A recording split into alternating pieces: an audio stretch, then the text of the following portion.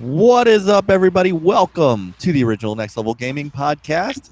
I am Mike Mullis. Welcome out on another wonderful Sunday night. Yes, for those who might know, I'm in a slightly better mood, even though my Ravens are trash and lost again today to the New York Giants. I'm still in a pretty good mood, so don't worry.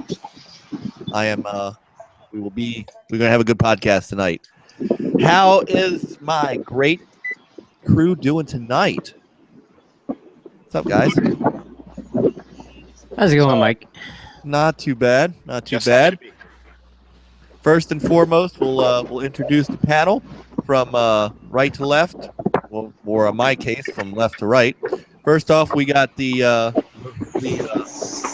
crazy one who's sporting old NES. What's going on? Oh, not much. I was feeling a little 8-bit when I was working, so I redid my avatars as different 8-bit graphics. Like my Twitter is Erdrick, or Erdrick's Descendant, and there's a good old Ryu from the NES Ninja Gaiden. Just working a lot of overtime, trying to get some gaming in as well. Yeah, and you're in the middle of a move, aren't you? Yeah. Just behind, just procrastinating terribly on that. But whatever. I got vacation to take with it too, so we'll work it out. Hire some people. Rock on. All right. So then we've got the great Madzu. Jason, what's up, man? Not much. Drakey, tell me, what's the traffic like out there? Safe to walk. Heavy. Sorry, I What's just going on the watching. 405 today? Yeah, it's good. Everything's good here, Mike. I wish my baseball team was doing a little better, though. Yeah, I can't. When you knocked out the Orioles, I can't say go Jays. I'm sorry. Too bad. Go Indians. You will cheer for them, and you will like it. Negative. You'll be a Jays fan one day. You do realize that the Orioles and the Jays are in the same division, right? I That's didn't know not that. going to happen. Too bad. It will. No. I'll get you on board. You will get on the bandwagon. That's a pretty long bandwagon to get on. And then we have, direct from California, our own real-life walking simulator. It is Hey! Joe Western Drake. What's up, man? What's up? I told you guys that I was going to bring you a California podcast. I kept my promise. So, yeah, you guys get to see beauty for once in your life. What's the chance of rain like out there? And we need a weather report. Not at all. Drake's our weather girl. I love Live the. on scene. Wait, hold on. Breaking news. Breaking weather. I love the. You just passed by a billboard for liquor. That was great. Quench our thirst. We're getting to see California, all right, baby. Ooh. And then finally, last but not least, he is the elder statesman of Next Level Gaming. Thank God it's not me anymore. Yeah. Peter, HDK, what's up, brother? Hey, what's going on? Glad to be back again. And yeah, just added another year to my To your life. to my life. So hey, Didn't we both? Another milestone. Not Dang, farting wow. dust anymore, huh, homie? Nah, Well, I'll fart dust when I'm dead. So did you unlock a double jump with your new level? What you Or do? air dash? right, the air dash. You got the air dash. What is it, Yeah. Recore? Right. Yeah. No. Yeah, dash, jump, dash. There we go. So I'm we're afraid hoping if, that. Drake jumps and dashes, he might break something. Yeah. Yeah, I hit level 40 next year. All I get for it is some bum joints. Right. Whoa. Yeah, but at least you get to drive cool race cars. I mean, there's something for that. Occasionally. So. Every now and then. All right, so Frankie is going to try to join us shortly. He is busy at work, but he is our man behind. He's our one guy who actually has put the PSVR on his head and has used it.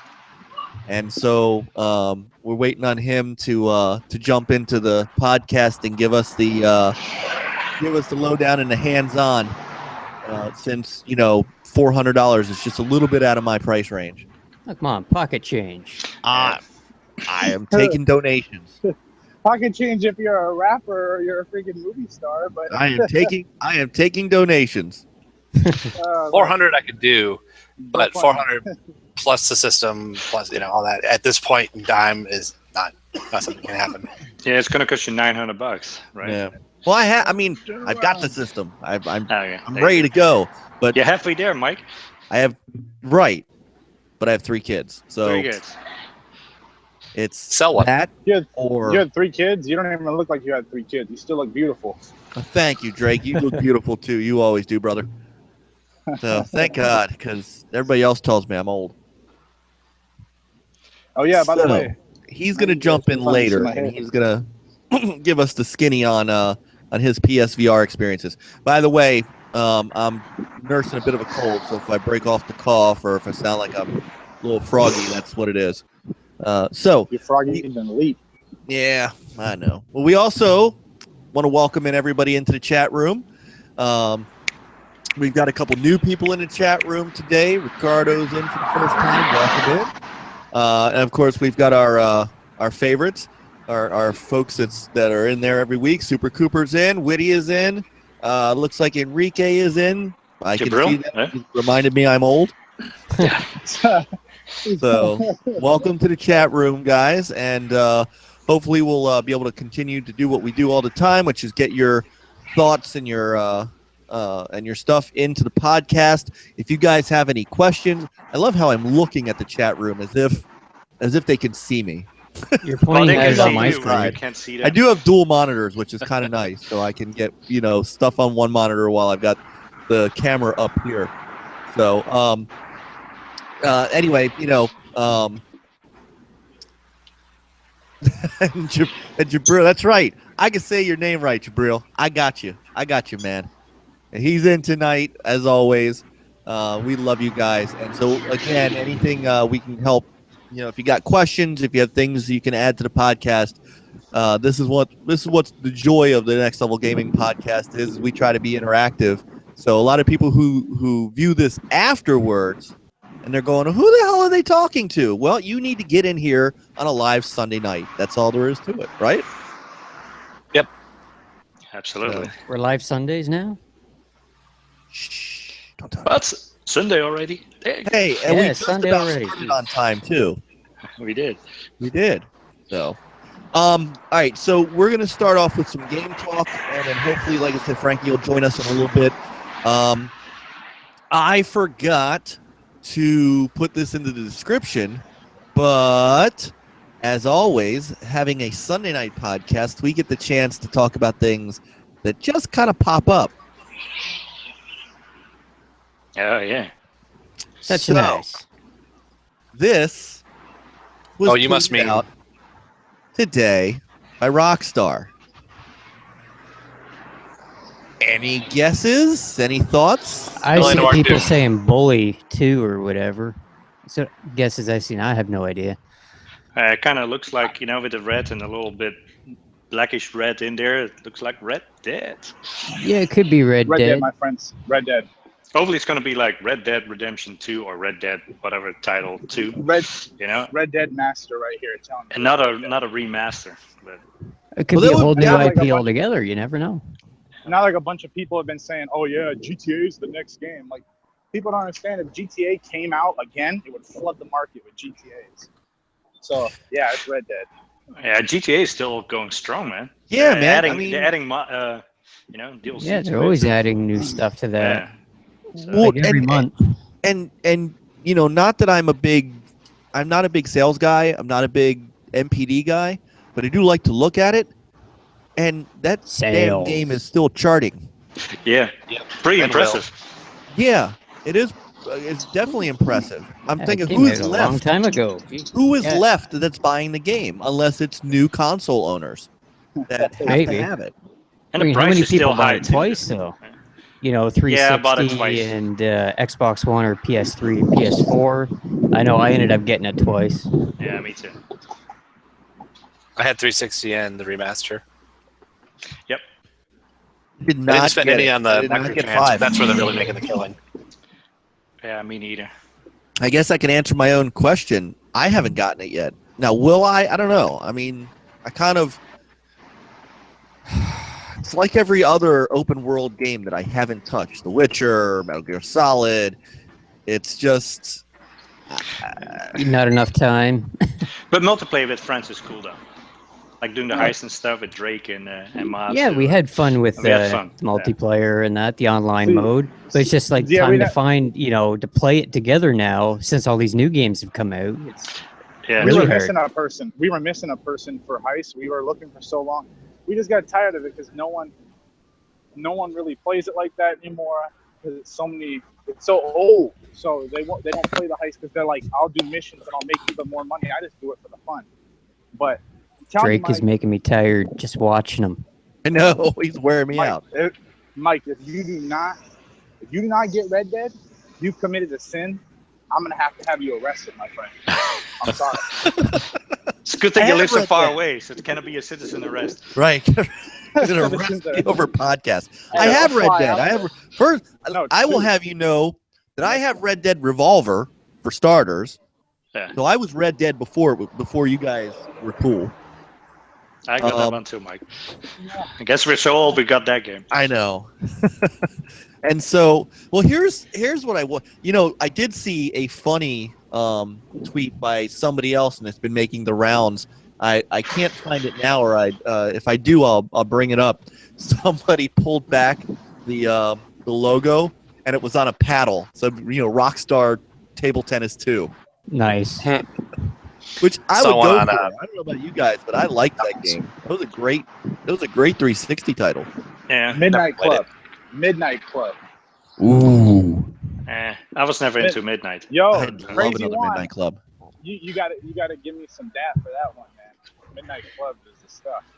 You're gonna have to speak closer Yeah, to no, the it was- microphone there, buddy.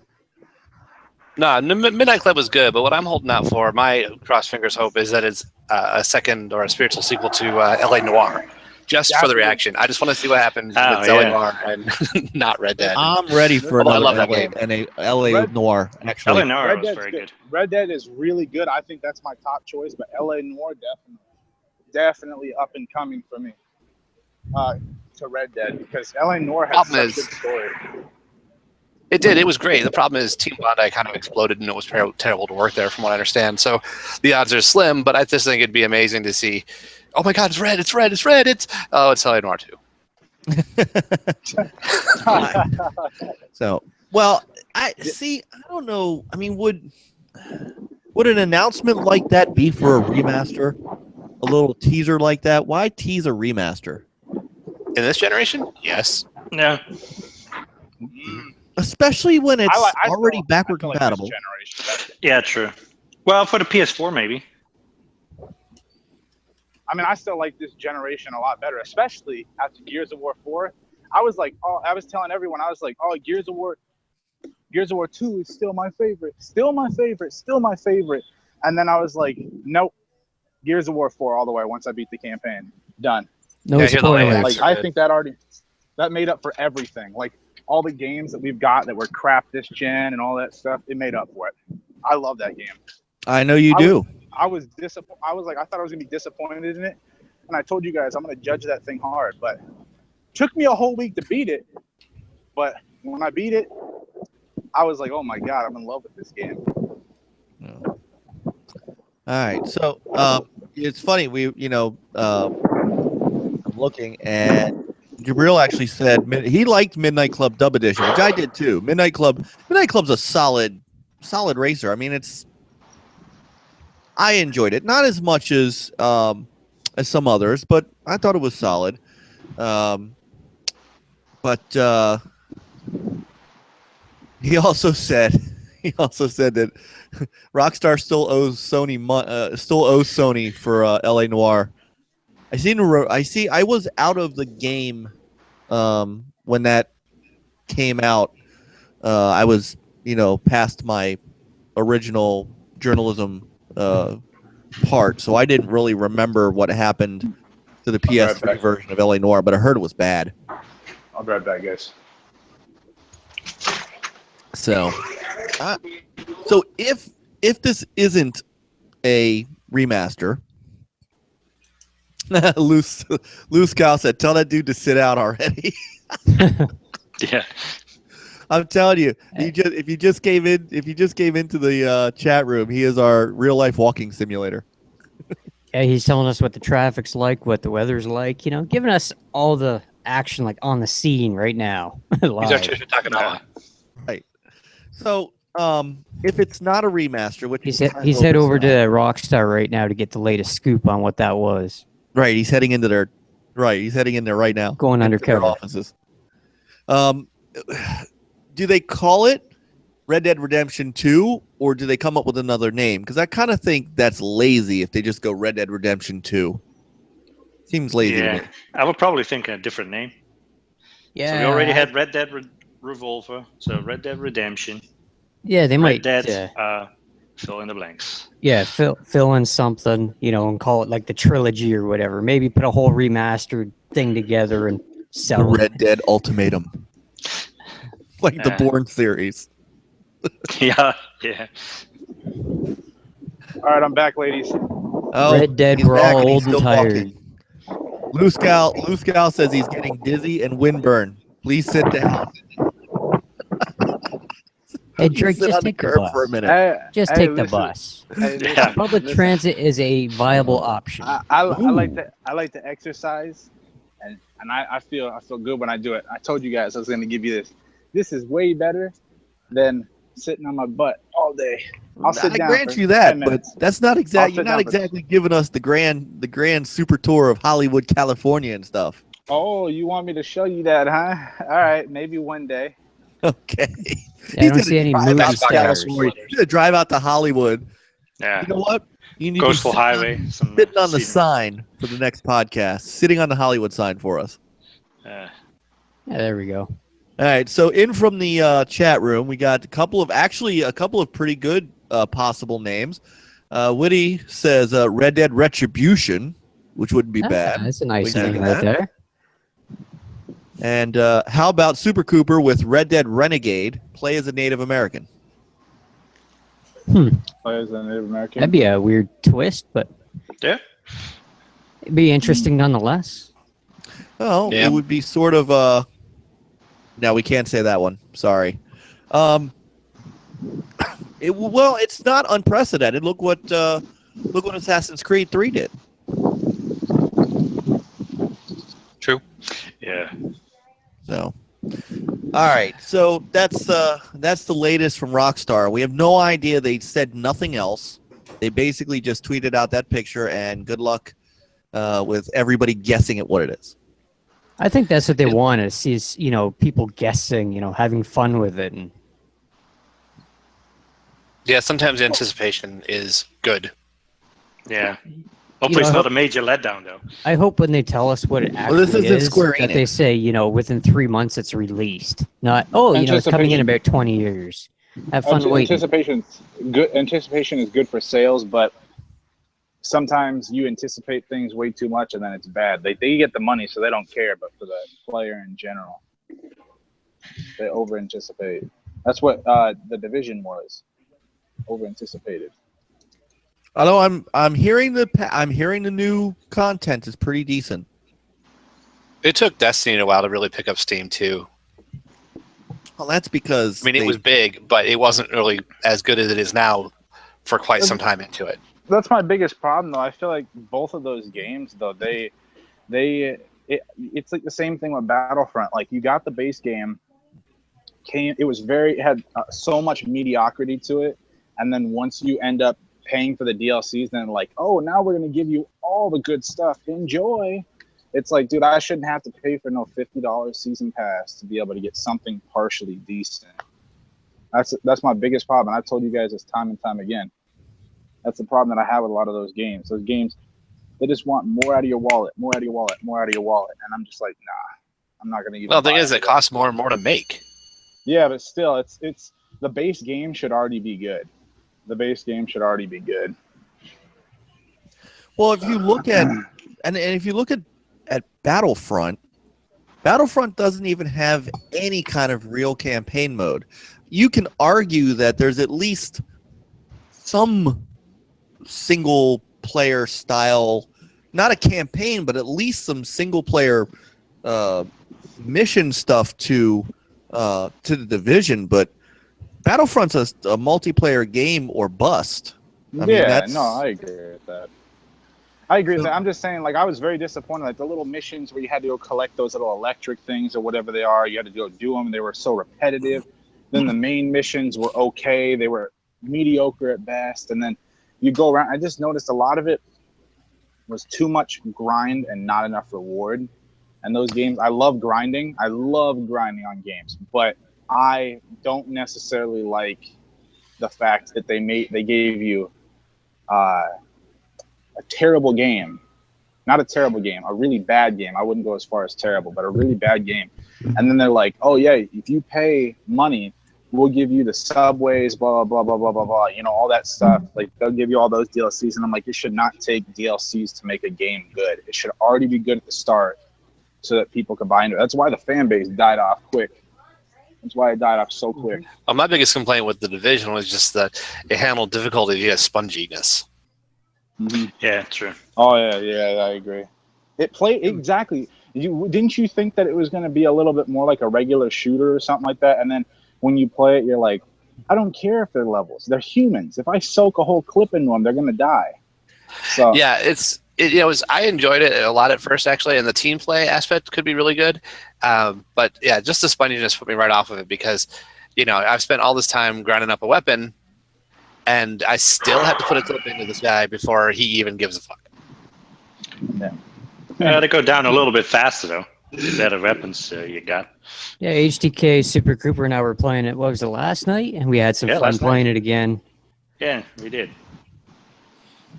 Well, I thought the Division was going to be more like a faster paced Rainbow Six. And that's really except instead of controlling a team, single player, your team was together. You know, kind of like what Siege is now, except Siege is first person instead of third person, you know, and stuff like that. I don't know. I was more thinking it was going to be like Rainbow Six, and I may go back to it. I played it a lot when it first came out, but you're right, it died out very quickly after that because nobody else wanted to play. Same thing. I don't know if you guys noticed this, but the same thing happened with us with Rainbow Six Siege. When's the last time we fired that up? Oh, it's been a while. Yeah. Been a while. You know, after a while, I think all of these games, no matter what they are, with some exception, it's a natural progression. The next set of games comes out, and where do you find the time for it? When's the last time we fired up Halo 5? Yeah, I mean, I still feel like personally, I still feel personally that I'm gonna be playing Gears for a very long time. But that's one of those games that you said with some exceptions and stuff like that. But a lot of these games, they're just not what they used to be, like at all. They're not what they used to be. That's the biggest problem. I mean, I've still enjoyed this gen personally more than the last gen. I mean, I liked the arcade marketplace and stuff like that they had on the Xbox, and I liked all that stuff. But this gen, I like quite a bit more than the last one. Yeah, there's remasters and stuff, but a lot of those games I didn't play on the 360, so it's fine for me. Like, even I bought the BioShock Remastered collection, and that was one of the best remasters I've played yet. So it's worthwhile. Yeah.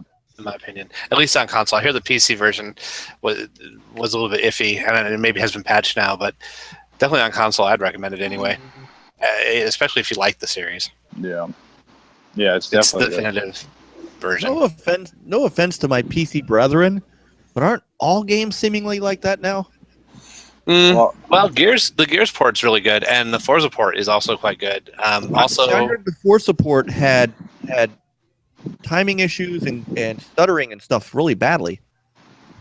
Well, I mean, there were some things where if you were trying to do 4K 60 frames, you know, it would push the hardware, or certain hardware could do it, and couldn't. Some couldn't. That should have maybe. I know that's all been worked on though, and all I've heard is improvement, and I think it started not that bad.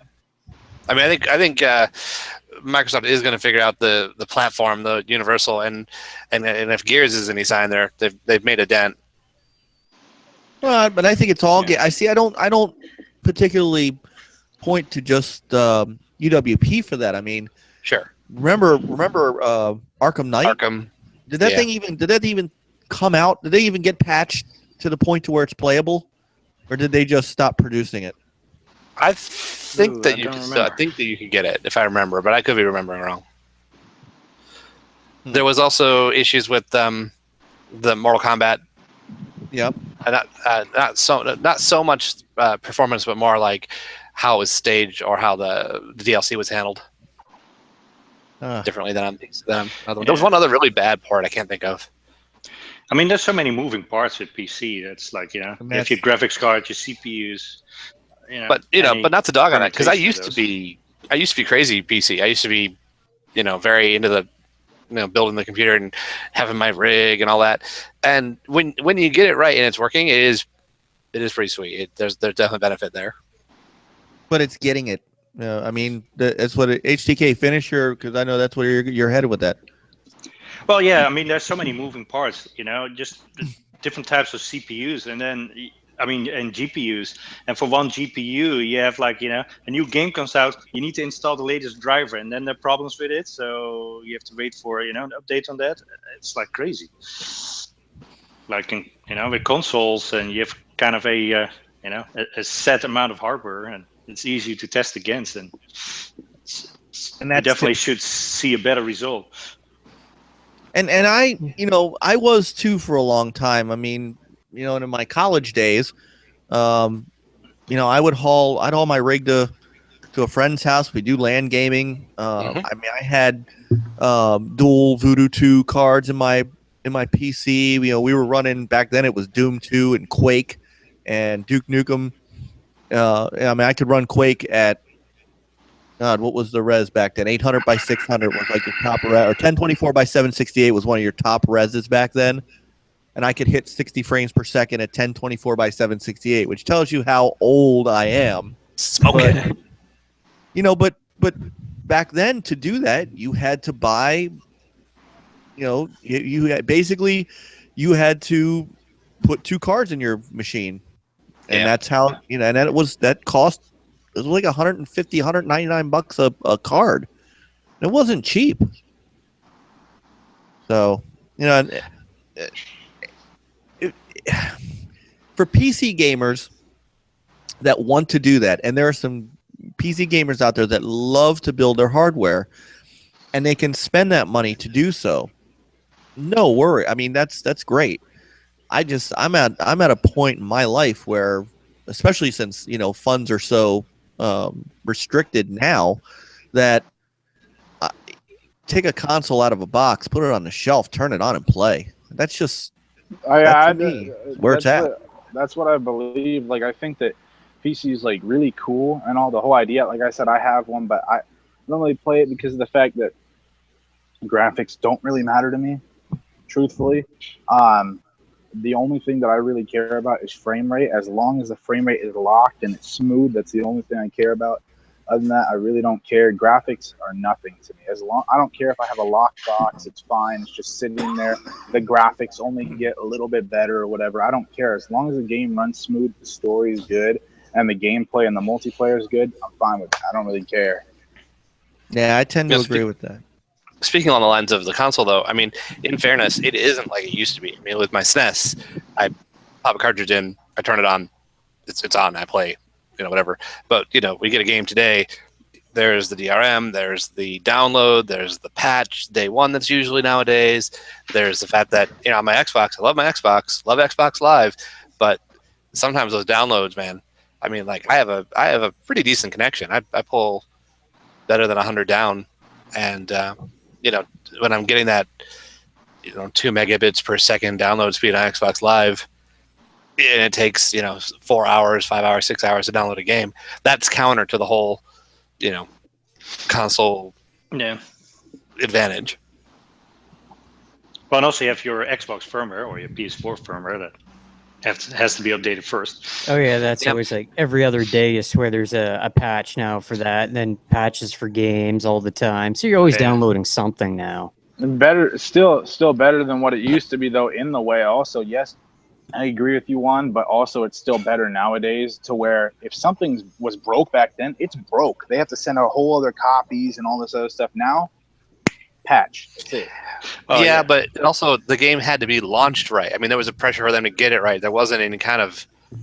I mean, how many games that then really were actually really broke? You didn't. It was a danger, but you didn't really see it because, I mean, they had to get it right the first time. Now they don't have to. They were a lot easier to make back then, though. A lot. That is true. They were a lot easier. But look at what's happening now. Is a game will go gold, but then the because of this whole digital thing, the developer will keep working on the game to fix all the stuff that they couldn't get into the gold disc, instead of just, you say what you want about. Well, Yeah. Peter, tell them about Gears. Oh yeah, so Gears came out 12:01. I'm ready to start it up. Yeah. I fire it up. 54 gigabyte patch. Holy smokes! No, that was all right. Our stream They had made to us be both do postponed. that. They made us both do that because when I got it on Ultimate, it's not a patch. They made you reinstall the whole game. I think there was a box patch or something. No, it was the whole game. They made you reinstall. It's happened on other games before. I did it. I got the Ultimate Edition, and when I got it, I had to reinstall the whole game. I was like, I have to go to bed now. I'm like, I'm not gonna. I love Gears, but I am not gonna be up all night waiting for this to download. I think everybody was pissed though about that had to deal with that. When HTK said you had to re-download the game, I'm sitting here going, "Oh please, I wish I can play it." Turned it on and it worked. It's like, thank God. Exactly. But the thing is, too, you are right. That is bad because people want to just play. But when it came out, it wasn't broken. And yes, the load times for matches were a little bit long here and there, but that doesn't matter. Once you get in a match, if you can connect and you're not lagging everywhere, that's the only thing that matters. That's the only thing. And I was not lagging at all. Yeah, it was very good. Once I got the patch and everything went smooth. The Super Cooper says that wasn't a patch, it was a glitch, which does kind of make sense. And in fact, now that I think of it, I remember that a lot of the Windows gamers were having a big problem with that. And there was an actual update for Windows 10 that resolved that issue. And a lot of people were having to re-downloading it for them. Right. And I know that made some hay. Did they fix that? Because I know I downloaded the game 3 times on my PC and it kept going error at the last 1%. So I never did finish downloading it. Yeah. So I'm not even going to try because I don't think I have the horsepower to run the game on a PC. Yeah, well, mine said I do, so I'm gonna maybe try it at some point in time. So that way I kind of know the difference between the two. Didn't have Assassin's Creed the same issue with a patch? I remember having to re-download the entire game as well due to a faulty patch or something happened. I don't remember. So I believe so. Uh-oh. It's getting windy out. Windy in California. Yeah, we're seeing the sunset happen as the podcast goes on too. That's pretty cool. We're getting like Forza Horizon 3 real-time dynamic day night. Live from California. And so yeah, I mean, granted, see, Juan's kind of right. We didn't have these big issues. Yeah, games were easier to make, but that's just a product of the evolution of game development. I mean, yeah, I don't think you can really games going discount. You can say what you want about Sony delaying games all the time, which they do. They absolutely do. But you know what? With the exception of Drive Club, which was delayed and was still highly broken, how many of their other games are honestly broken that get delayed? None. Uncharted was delayed. It came out fantastic. Last Guardian's been delayed. I'm really hoping that game is worth something when it finally comes out. These games that they're, instead of them just going gold, coming out and then having to be patched upon patched upon patched because there's something wrong with them, This is, we've had this discussion before, and we really should get into Gears, but we've had this discussion before about, why it's not that big of a deal that games get delayed more often than not. I would rather them get delayed than come out with the way some of them are coming out now, to where they're difficult to play, or they require, or there's a glitch that makes you download another 56 gigs. And see, even I agree with Or you. I save agree with you. glitches. I agree with you. Yeah. Here's the thing. I agree with you that it definitely needs to be delayed if there's like where you're falling through the ground and all that other stuff. But 54 gigabyte, I mean, that's not even that big of a deal, really. Like, at least you could download it. If you have a cap, the game was so smooth, and so it is if you have a cap. But I don't know. A lot of people say they have caps. I've never had a cap ever. Comcast is horrible with caps. I've never had one. Yeah, Absolutely horrible. and it seemed to be getting worse too. Yep, because the more people get, and now Comcast is doing more fiber work. Now I'm on FiOS, so I don't have a cap, but I know a lot of people who have a bandwidth cap. I'm getting ready to get FiOS. That's a thing, and it's a thing. We could talk about this a little later, but that comes into things like 4K streaming and stuff like that. When people have that argument about whether or not the 4K Blu-ray player was the right choice, and are people buying 4K Blu-rays and stuff like that. And I think people get lost in the fact that 4K streaming is still very bandwidth heavy, and people with bandwidth caps, that's that Netflix could kill them. Yeah, that will hurt. I know people that just had regular Netflix, and that hurt just streaming just regular HD movies. When they had a cap. But you know what I do for a living, right? Yes. I work for an internet service provider on the phone, so I am constantly talking to people about Netflix. Don't use it. I mean, yeah, it's okay to use it, but I don't know if you knew, but Netflix did a thing a while back when they introduced their higher level of streaming quality. They put all of their users on it. They just said, okay, now you're going to stream at the highest possible setting, and everyone's calling, hey, how am I using so much more data this month? So I educate a lot of people about turning down their streaming quality just a touch. But to answer the question you had earlier too, aside from Drive Club, you'd have to mention No Man's Sky as delayed and still a train wreck. Yeah, but that game's not so much broken as it was. Well, on PC it wasn't it? Well, I mean, it was crashing all over on PlayStation as well. I mean, it was it crashing? It was a hot mess. Oh yeah. Okay, I didn't hear about that. I mean, we of course have talked about the broken promises and the things that the game didn't deliver, but not delivering and being totally broken are two different things to me. I had to full disclaimer, I never played it, but that report I got about it crashing from, I want to say, I could be wrong, so I don't want to say that person's name, but I know that if you've watched Red Letter Media's, what's the name of that segment they do? I can't think of it. Previously reported. Yeah, I think I know what you're talking about. They did a thing on it, and they were comparing the PC and PlayStation versions, and the guy who was playing PlayStation was talking about several crashes, and I don't think he was alone in that. Yeah, I don't know. Now, when it comes to delays, you're right about the delay isn't necessarily a bad thing if it means the finished product is workable out the gate and good.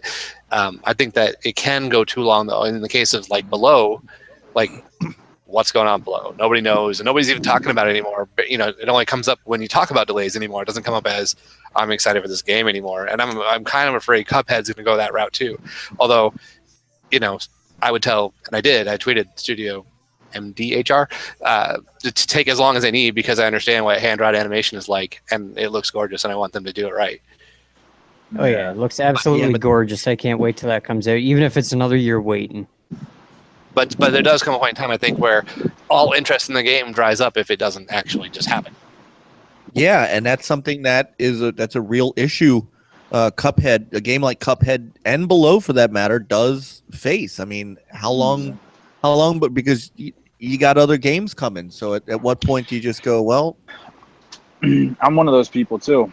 I'm one of those people who was really hyped up for Cuphead and stuff like that, and I'm just like, at this point, I understand that it's hard, like you said, but too long, and I'm not really hyped up for it that much anymore. I'll probably get it, but it's not something that I'm like, oh god, I got to get this first over everything else. I have to own it. I love the style, and I respect the work that goes into it. So, and plus, I'm being that old school guy. I want a good bullet hell, kind of thing. Mm-hmm. Yeah, I was actually more interested in it after they decided that they were going to add platforming levels to it. As a boss rush game, I'm not a boss rush kind of guy. Yeah. So it would have been like a passing interest, but not something I was going to put on the front burner. The platforming gives it a lot more. I agree with you on that, Mike. Yeah. Yep. All right, Gears of War. Somehow we got to get around to Gears of War. This is all filler and fluff until Frankie can get on, so he can. But Gears of War. All right, guys. So we finally have all gotten a chance to play it, right? Yep. Yes. Mm-hmm. It's Yes. fantastic. Not Such deep, a nice. just one act for me. I did the first act twice because I went back and upped the difficulty and did it again. But of course, we had so we have HTK who did. We got a 2-part video series for the first act on the channel, and you're gonna go back and do some more of that, right? I understand. I think you said. I can, if there's interest. I can. No. All right, well, of I course mean, there is. yeah, maybe we want to do some horde mode too. Yes, we definitely Yeah, have to. horde We mode. got to stream some more of that and some straight up multiplayer. But We suck at multiplayer. We'll get our butts handed to That's us okay, pretty though. much. Maybe it's okay. our team getting slaughtered and the other team's kind of running around.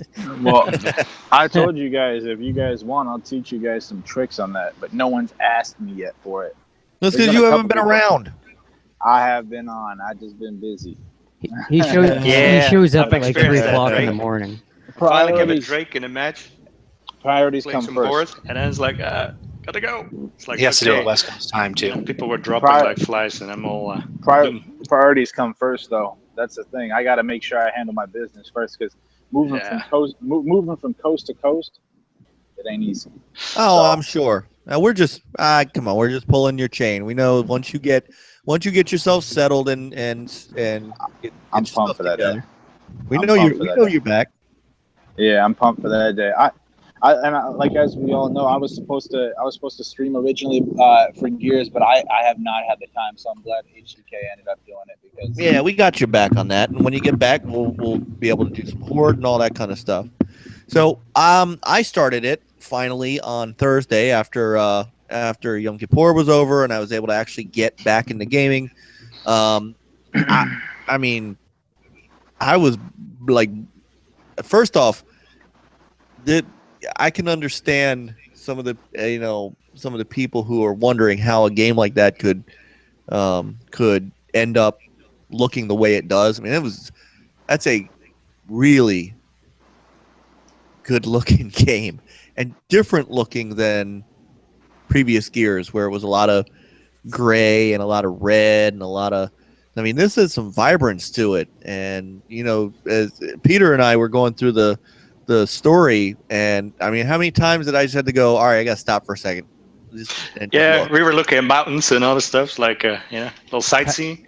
The little Little sightseeing. cutscenes were nice too. I mean, the one part where the plane was crashing or whatever, I had to stop and go, "Wow, that looks absolutely amazing."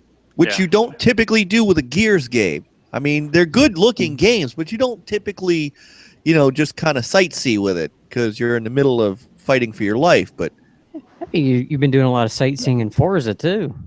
But You that's kinda run, different. "Oh, That's Yeah. a whole different That's the monster. one thing. That's the one thing I could say that I've always loved about the Gears games, though. And Rod Ferguson told the truth whenever he said this, but Gears has always pushed the graphical limits of the console.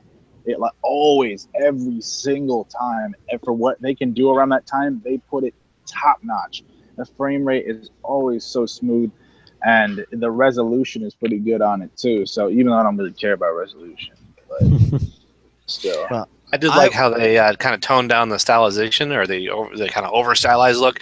No offense to Cliffy B, because that style made it too, but it's just a little bit less over the top with the stylized characters, which I appreciate. And I think that's what I took notice of is we're talking about a different artistic style to the game. No. You know, their feet aren't freaking monstrous anymore. Right. Yeah, it looked like a freaking Brumach foot. Speaking of, I like how they call them Swarmax now. That's awesome. Yeah. But I just, you look around the city, even in the prologue and the first act, and you're going through the town, and it just doesn't look dreary. It looks like people have actually lived there. So, but there's one point too, and I won't give it away because spoilers. Yeah, don't want that. But there was one place where there was a storm coming, and you had to kind of get away from the storm, like Drake's doing right now. Yeah. And I was just in awe of how it looked. I mean, these are games, I like good artistic style. I really enjoyed how Uncharted 4 looked. Not necessarily the resolution, not necessarily the frame rate, just how it looked, if that makes sense. Yeah, absolutely. Gears gives me that same kind of look, and Forza Horizon 3 does, for that matter. I mean, just the way these games look. I'm much more apt to appreciate that than whether or not it hits 1080p or 4K, or whether it hits 60 frames per second or not, and so on and so forth. 4K, bruh. That's 4K. By the way, Drake, Fastback says, say hi to the clown behind you. Yeah. Yeah. Dude, if you see a clown, man, you run. Just don't even mess down here. Do not even mess with the clown. So that's it depends. I'm also easy to please, which most people know about me in gaming. No, you're not. I am easy to please. Give me a break. You're a princess. You know that.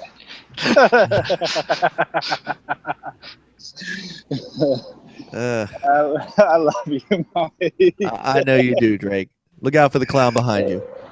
I mean, the story seems to be take it or leave it for people. Jabril says he's kind of meh on the story, but I know other people that really enjoyed the story. Look, Gears is about survival and just blowing away everything that moves. And that's true.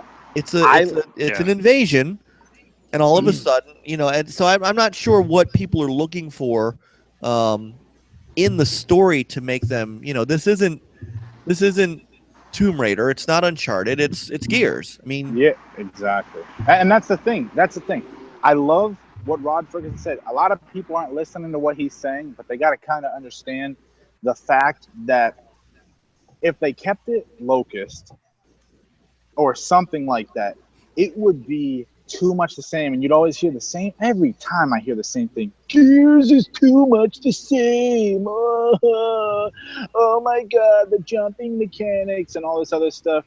Oh, too much A button and stuff. And then if you put robots in and whatnot like they did, I was not a fan of the robots. I was not at first, but I understood. I'm not going to ruin it for anyone, but I understood why they put them in there after that. And it made complete sense. I love the Swarm. And just a little hint for anyone who's not that far in there. I'm not going to ruin it, but I'm just going to say the Locusts technically aren't dead. But that's it. That's all I'm going to say. But But the thing about it is that I love is that Rod Ferguson said if we change it too much, people won't like it. If we keep it too much the same, we're gonna hear more people complaining. Oh my God, it's the same every freaking time, and stuff like that. So you have to do something innovative. I think they did a great job. I said that until I beat the game, I was not completely sold on like, oh yeah, it's my favorite story. I still thought 2 had the best story. Nope. 4 definitely, in my opinion, has the best. I like how innovative it is, and I have respect for the team that's never worked on Gears before enough to be like, wow, they really actually repolished these mechanics with Unreal Engine 4, made the game the way it is, and still managed to create a true Gears story. And they respected the source material. Exactly. I love it. I absolutely love it. I will be the first to tell you whether or not I have a problem with Gears of War. If they didn't change it too much, or if they kept it too much the same, I'll be the first to tell you guys the game is phenomenal, and the multiplayer is the best I have ever played yet. And the Horde is amazing because you don't only keep it in one spot, you can move the box around everywhere. Of course, I'm just gonna let you guys know, don't play with the idiots on matchmaking, because they'll move the box. These guys have heard me rage before. They will move the box from a corner where it's safe and there's turrets already set up all the way over to another spot that makes no sense, where you're cornered, and then you get one of those big freaking things that puts you in their stomach, and it'll the snatcher or whatever, and it'll pick you up and then put you in its stomach, and then your whole team's screwed because they lost one of the best players or whatever. It's just irritating. Like, when people pin themselves in a corner like that, they think the corner is the best. It's not.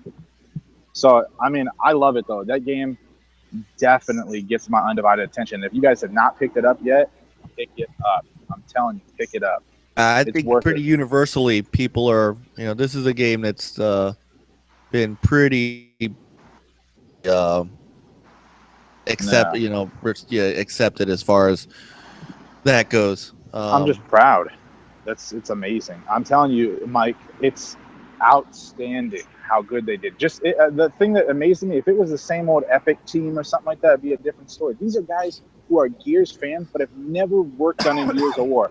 Started a whole new engine and had to re-innovate everything from scratch, everything.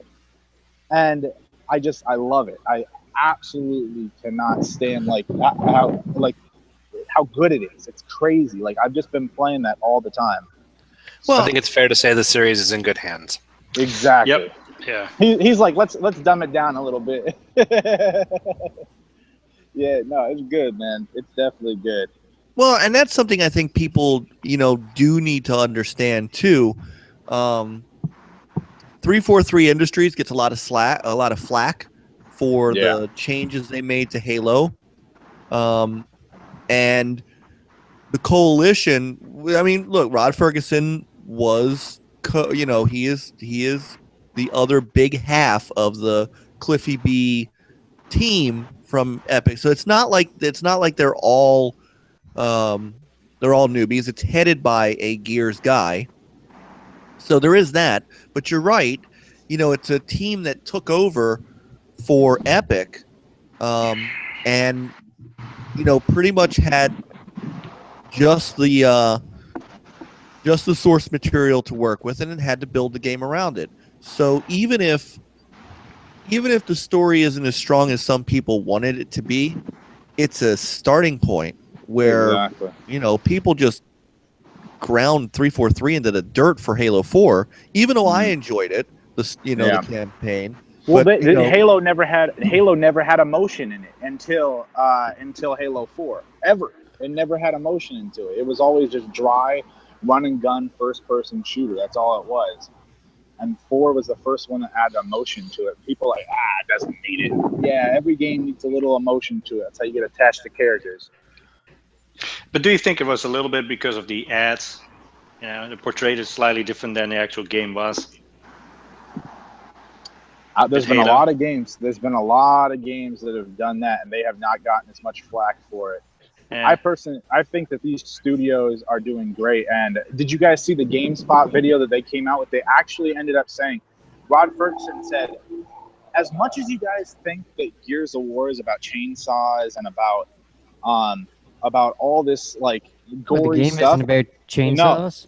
Yeah, check this out. He actually said Cliff Blazinski, Rod Ferguson, and the other guy, I forgot what his name was, Josh, I think, or something like that. But that all them, the whole game was based upon father issues. That's why Marcus, because they all lost their parents at a young age, or their parents walked out on them. So that was implemented into there. And Marcus, that's why Marcus Phoenix was trying to find his dad for all of 3 and all that stuff, and talked about his dad the way that he did. And then in this one, Ron Ferguson said he put a little bit of JD is supposed to be his son, and he is supposed to be like Marcus, but obviously not as gruff. And he said that he put his relationship kind of in there with it that he has with his son, except not as gruff.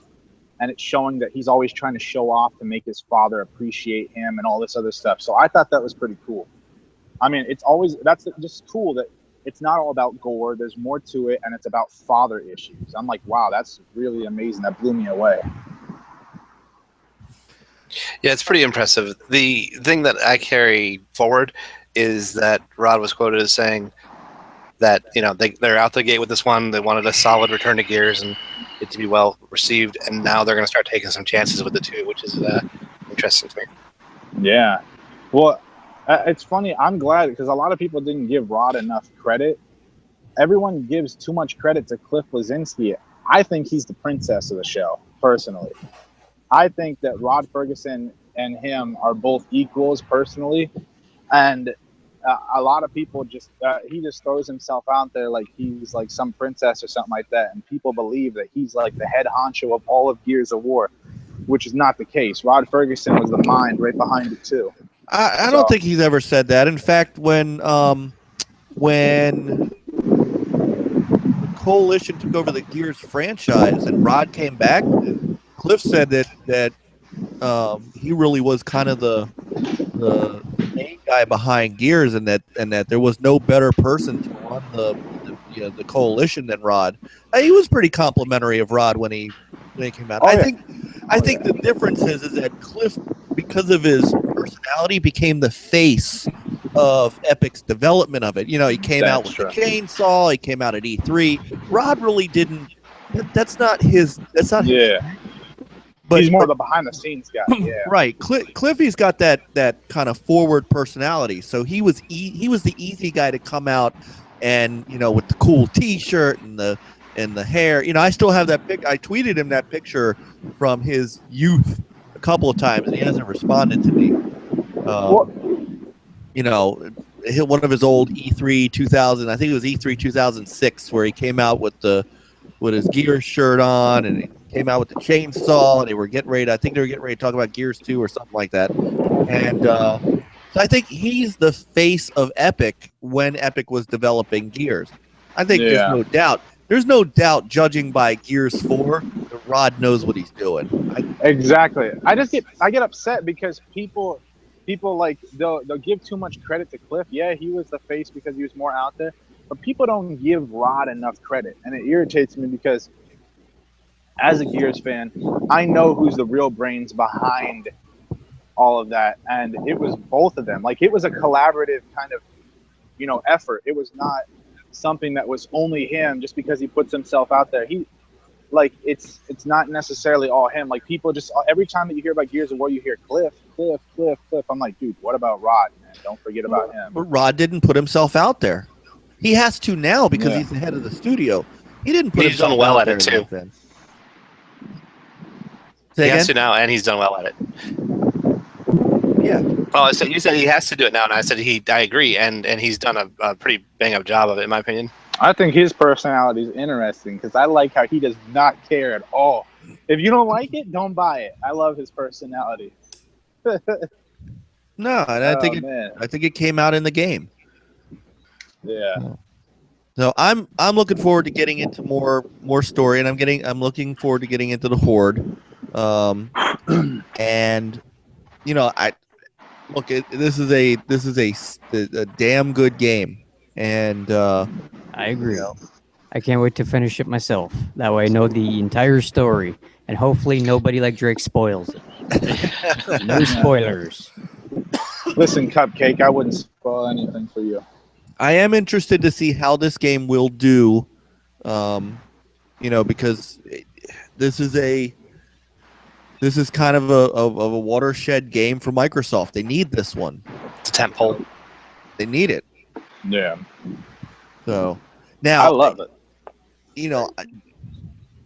Forza, I think, is doing better than the previous Forza. I know that if you go by U.S. numbers for the few days it was out in September, it came out at the end of the month. They did around 150,000 retail, and then who knows what they've done in digital. But somebody had tweeted out a picture of the leaderboard at the time, yesterday or the day before, and there was like well over 1 million people on the leaderboard. Now, obviously, not everybody owns the game, plays it. Not every player is a single owner of the game. Even if 3/4 of the people who are on the leaderboard are single game owners and not like the second person in the house that has an account, that's damn good. Oh, it is. Like even if it's just over half those people, it's still pretty good. Yeah. So, it's doing better, but Gears is their watershed game. And Gears really is their last big game of the season. Dead Rising 4 notwithstanding, it's not as big as Gears, of course. So this is their big game. This is their Halo 5 from last year. This is their big game. So interested to see how it does as far as sales go. Yeah, a lot of friends on my friends list were or are playing it. So Yeah, I'm seeing quite a lot of that. yeah, should be a good indicator, I would think. Yeah, I would think so. So No, it's a terrible indicator. It's always nice when at least half your friends are playing that game. Yeah. So moving to another game that some of us have gotten a chance to play early, thanks to EA Access, Battlefield 1, which comes out the 21st. So Yep. Yeah, Or the what is it? The enlisted version? This is a few days earlier. I believe. yeah, if you get the enlisted, what is it with these special editions?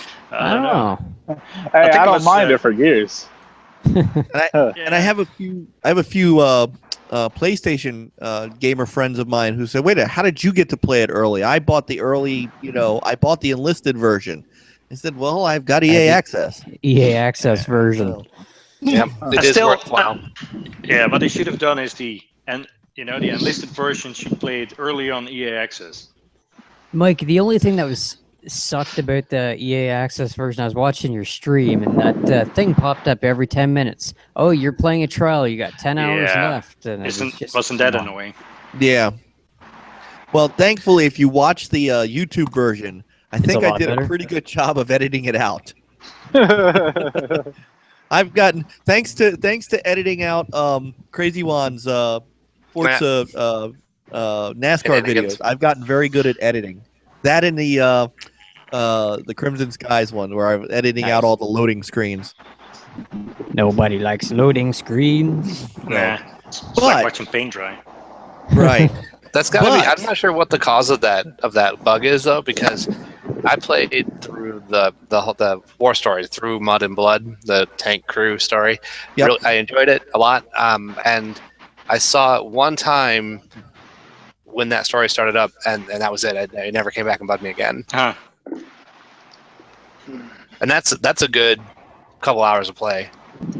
Well, I've got I shut down my Xbox. I'm gonna for kind of a hard boot, so I'll see if that fixes it. So Hard reset, my friend. yeah, that's what I'm gonna try. Xbox By the way, 101. one of our wonderful NLG Fine Fins is in the chat room. Came in to say good morning. Update. He is Nahapuki and Nakapuki, and I can't. Sometimes it's hard, which is funny because Hebrew has a lot of throat clearing sound effects for our letters. So you would think I'd be able to say Nakapuki pretty well, but it's I think he gets a chuckle when you try pronouncing his yeah. name. Nakapuki. HCK. I told him I wouldn't even Yaris try. says, I can say it like Yaris says. He goes Nakapuki. I can Yeah. say it like that. Hey, HCK, wasn't it me who was in a party with you when weren't you in a party with him like a couple days ago or something like that? Or was it someone else? Someone was in a party with him and I joined and I was messing with him and I called him Naha Poo. I was messing with that dude. He's like, oh my Yeah, god. maybe he and I played Forza Horizon the other day. Oh yeah, that's what Oh, it right. was. Yeah, Yeah. I was messing Right. with him. I called him So- Naha Poo. Yeah. Yeah, don't call him that. Not nice. You Not English such a speakers nice. pronounce everything, making it hard for the rest of us. Yep. So, Guilty. and if you haven't seen it, I put one up. I've got a couple of, speaking of quickly of virtual reality. While we're, I'm not. Well, it's 10 o'clock, so Frankie still may be able to join us for some. Yeah, he says he's on his way. Okay, good. They, Yaris and Nakapuki were playing with, I think Yaris has a Vive, an HTC Vive. So he and those guys gave us a couple of videos of just some of the experience games that they got. And of course, they are short games. But I put one up tonight, and if you guys get a chance, check it out, and especially at least watch the first half of the video where Yaris is going through he's going through a haunted house. Oh, nice. I got to see that. End Good of that part of the video before it goes into the Space Pirates part. That's gold. That is just solid gold. So I've seen a few PSVR videos of what was that game? Rush of Blood. Yeah, I think so. I'm not sure, but it's like a roller coaster ride going through a haunted house, and just people's reactions is hilarious. okay, Yaris does not have it. Nakapuki's friend has it, so I guess they both came over to his house to demo it for us. So thanks to Nakapuki's friend for that, because that's cool, and I'll get the rest of those videos up. All right, so back to Battlefield, so let's get back to Battlefield. So except for the fact that the EA Access thing was popping up every 5 minutes, which was kind of ruining the mood. Yeah. The game itself, that campaign, which is exactly why I play these kind of games and why games like Battlefront and Siege and stuff don't, and to an extent the Division don't, they don't quite grab me as much as a game like Battlefield 1. That campaign is fire. Except for the very, very, very first part where you're more or less just kind of like, it's almost like a horde mode where you're just trying to fend off as many Germans as possible before you die. But then once you die, it gets you into the main story. Once you got into the main story, highly enjoyable. What did you give me your impressions from you guys watching the stream?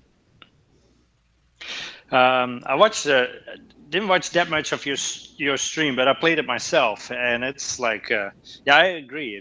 That campaign is like phenomenal. It's it has a little bit of flair of Bad Company, and they're like sitting in a tank and having some discussions, and one guy doesn't want to go and Yeah, wants to leave. Lighten up, McManus. Yeah.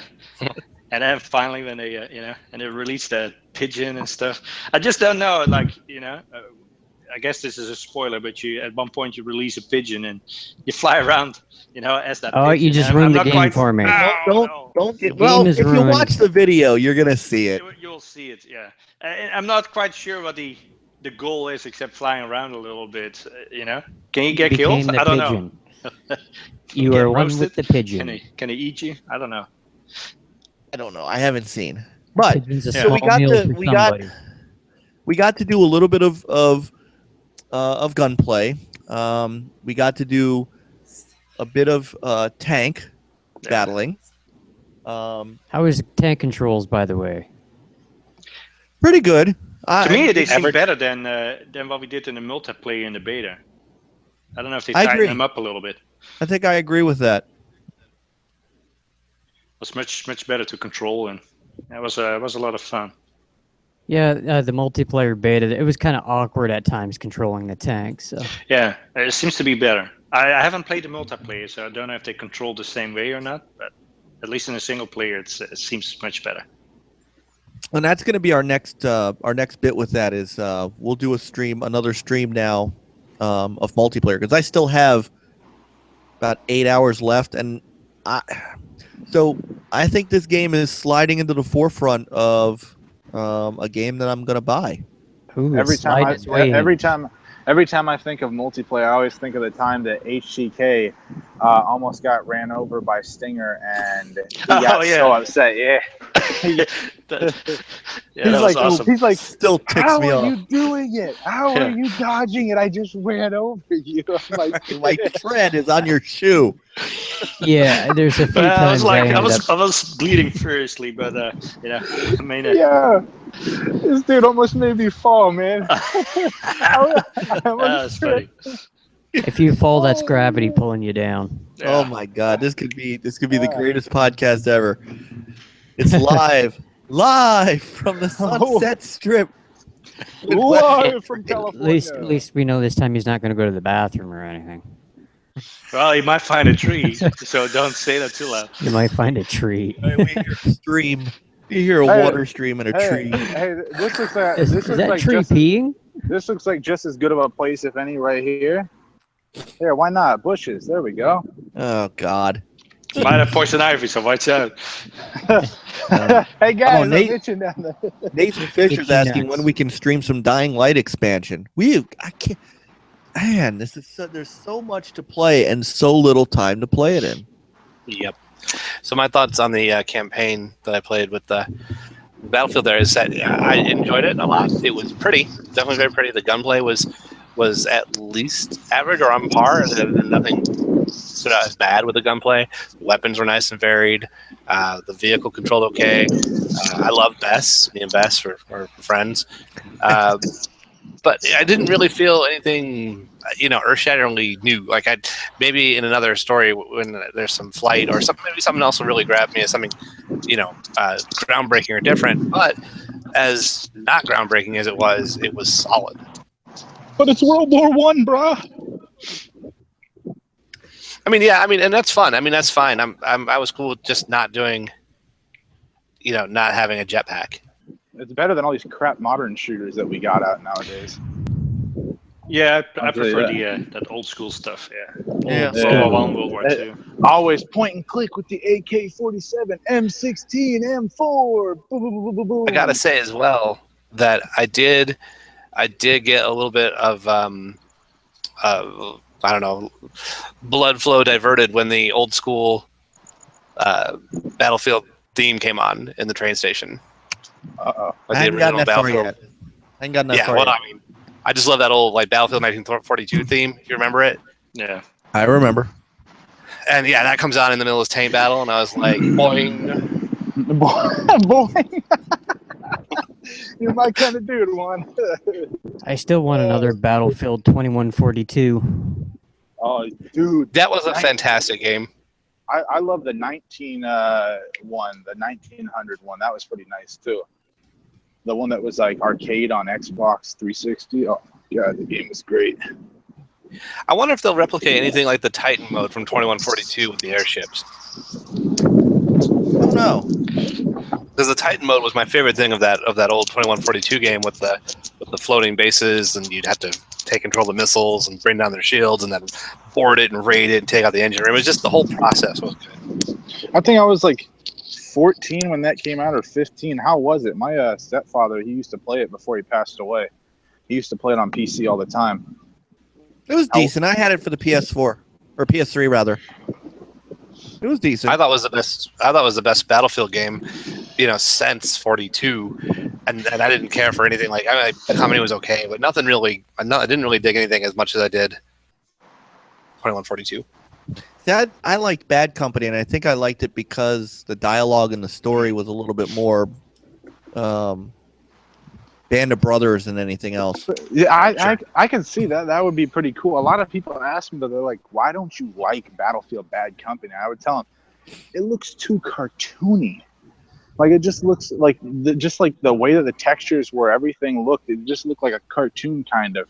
It didn't look like a real world. That's when I was like, when Battlefield 3 came out, I was like, oh my god, thank you for giving me a solid game.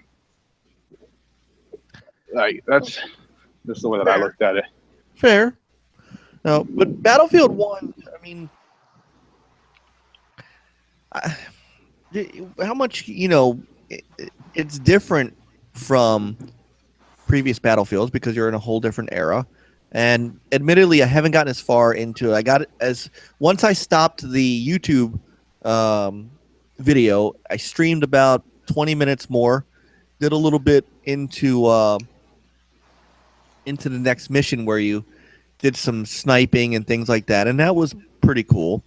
I like that there seems to be some stealth element to this game too, at least in the campaign, where you're, because you can melee and because you can kind of bayonet. It's more, kind of like that Brotherhood of the Wolf kind of thing, where you don't necessarily have to go guns blazing. And in fact, there are parts of the game where they'd rather you not go guns blazing. They'd rather you kind of, inglorious bastard your way through some of the parts of the game. And you can flick like a little shell, to grab somebody's attention so they come towards you. You talk about scout people. Oh man, damn Nazis. Right, and that seems to be right out of Assassin's Creed, where you used to throw the money on the ground and attract people that way. Little whistle, when you're in a haystack. Spare change, sir. Spare change. Here you go. Get down. Pick it up. Right, and then. So so it adds some elements. I haven't seen any flight yet. I haven't seen any except for a pigeon. But I don't. The destructibility of the surroundings, I thought, were really good. Juan, what'd you think of that? Well, particularly when you're in the tank. You can basically crush most anything. Also, using the tank cannon to break up bunkers or sandbag walls. So yeah, I mean, it didn't blow me away. I didn't really think about it, but I guess that's kind of cool because it was just kind of integrated. It was naturally that way. Like it didn't jump out as me as like I'm gonna go, oh wow, but when I think about it, I think that means it is just well done. Yeah. Well, I had one situation where there was like, bad guy like firing from me from inside a building, and I aimed my tank and I basically, the whole wall came crashing down and the guy died. So that was pretty cool. Yeah, that is true. I can hear you. Yep. But are you getting yelled at, Madzu? I got a cookie. You got a cookie? The opposite of yelled at. Fresh for everybody. Made. Remember, sharing is caring. Didn't bring it up for the class. That's funny. Oh, hi, Mrs. Madzu. She's back. Hi. So, no cookie for you. You're so mean. Mm-hmm. What's Drake? There he is. It's like, what the hell are you doing, man? Listen, I'm too beautiful to be on this camera. You heard a siren, so you went in hiding. No. I'm surprised you guys could even hear that. I do think that the gunplay is very solid. The tank play is very solid. I'm looking forward to seeing. In the beta, I felt like the flight was very much like Battlefront, and so here they come, clowns, run! Holy shit!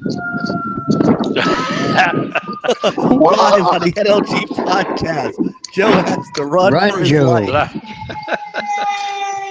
Holy crap, dude! If you get attacked on this podcast, I am not going to be happy. Man, do you see how big I am? No one's gonna mess with me. Get out of here. Then all of a sudden, some squirrel bites him. Damn, you get off my leg. Yeah. Takes him down. Uh, Joe taken out by a squirrel. No, it's so this game. I knew when it was announced that I would be very interested in it. I kind of backburnered it because we had all these first party games coming out, and now, especially with a couple of those first party games getting pushed into 2017, like Horizon, playing Battlefield 1 kind of puts it back. Longevity of the campaign is my only concern, because I would hope the campaign is more than 5 or 6 hours, just to fill the time, and it's not multiplayer focused. But right now that campaign is so solid that it just I'm just trying to figure out my finances to see if I can get it. Hey guys, my phone's about to die. I'm gonna have to head out. All right. All right, man. Good All night. right. Listen, Always. I love you, cupcakes. Good night. You're Hey, beautiful. later, Drake. I know this is beautiful. Thank you. Yeah. All right, man. Eat it up. Eat it up. All All right. right, Peace out, we'll see you next Sunday night, brother. Yeah, see you All later. right. All right, man. See you, Drake. So, yeah, and Jabril said he said that to him that's the best shooter, and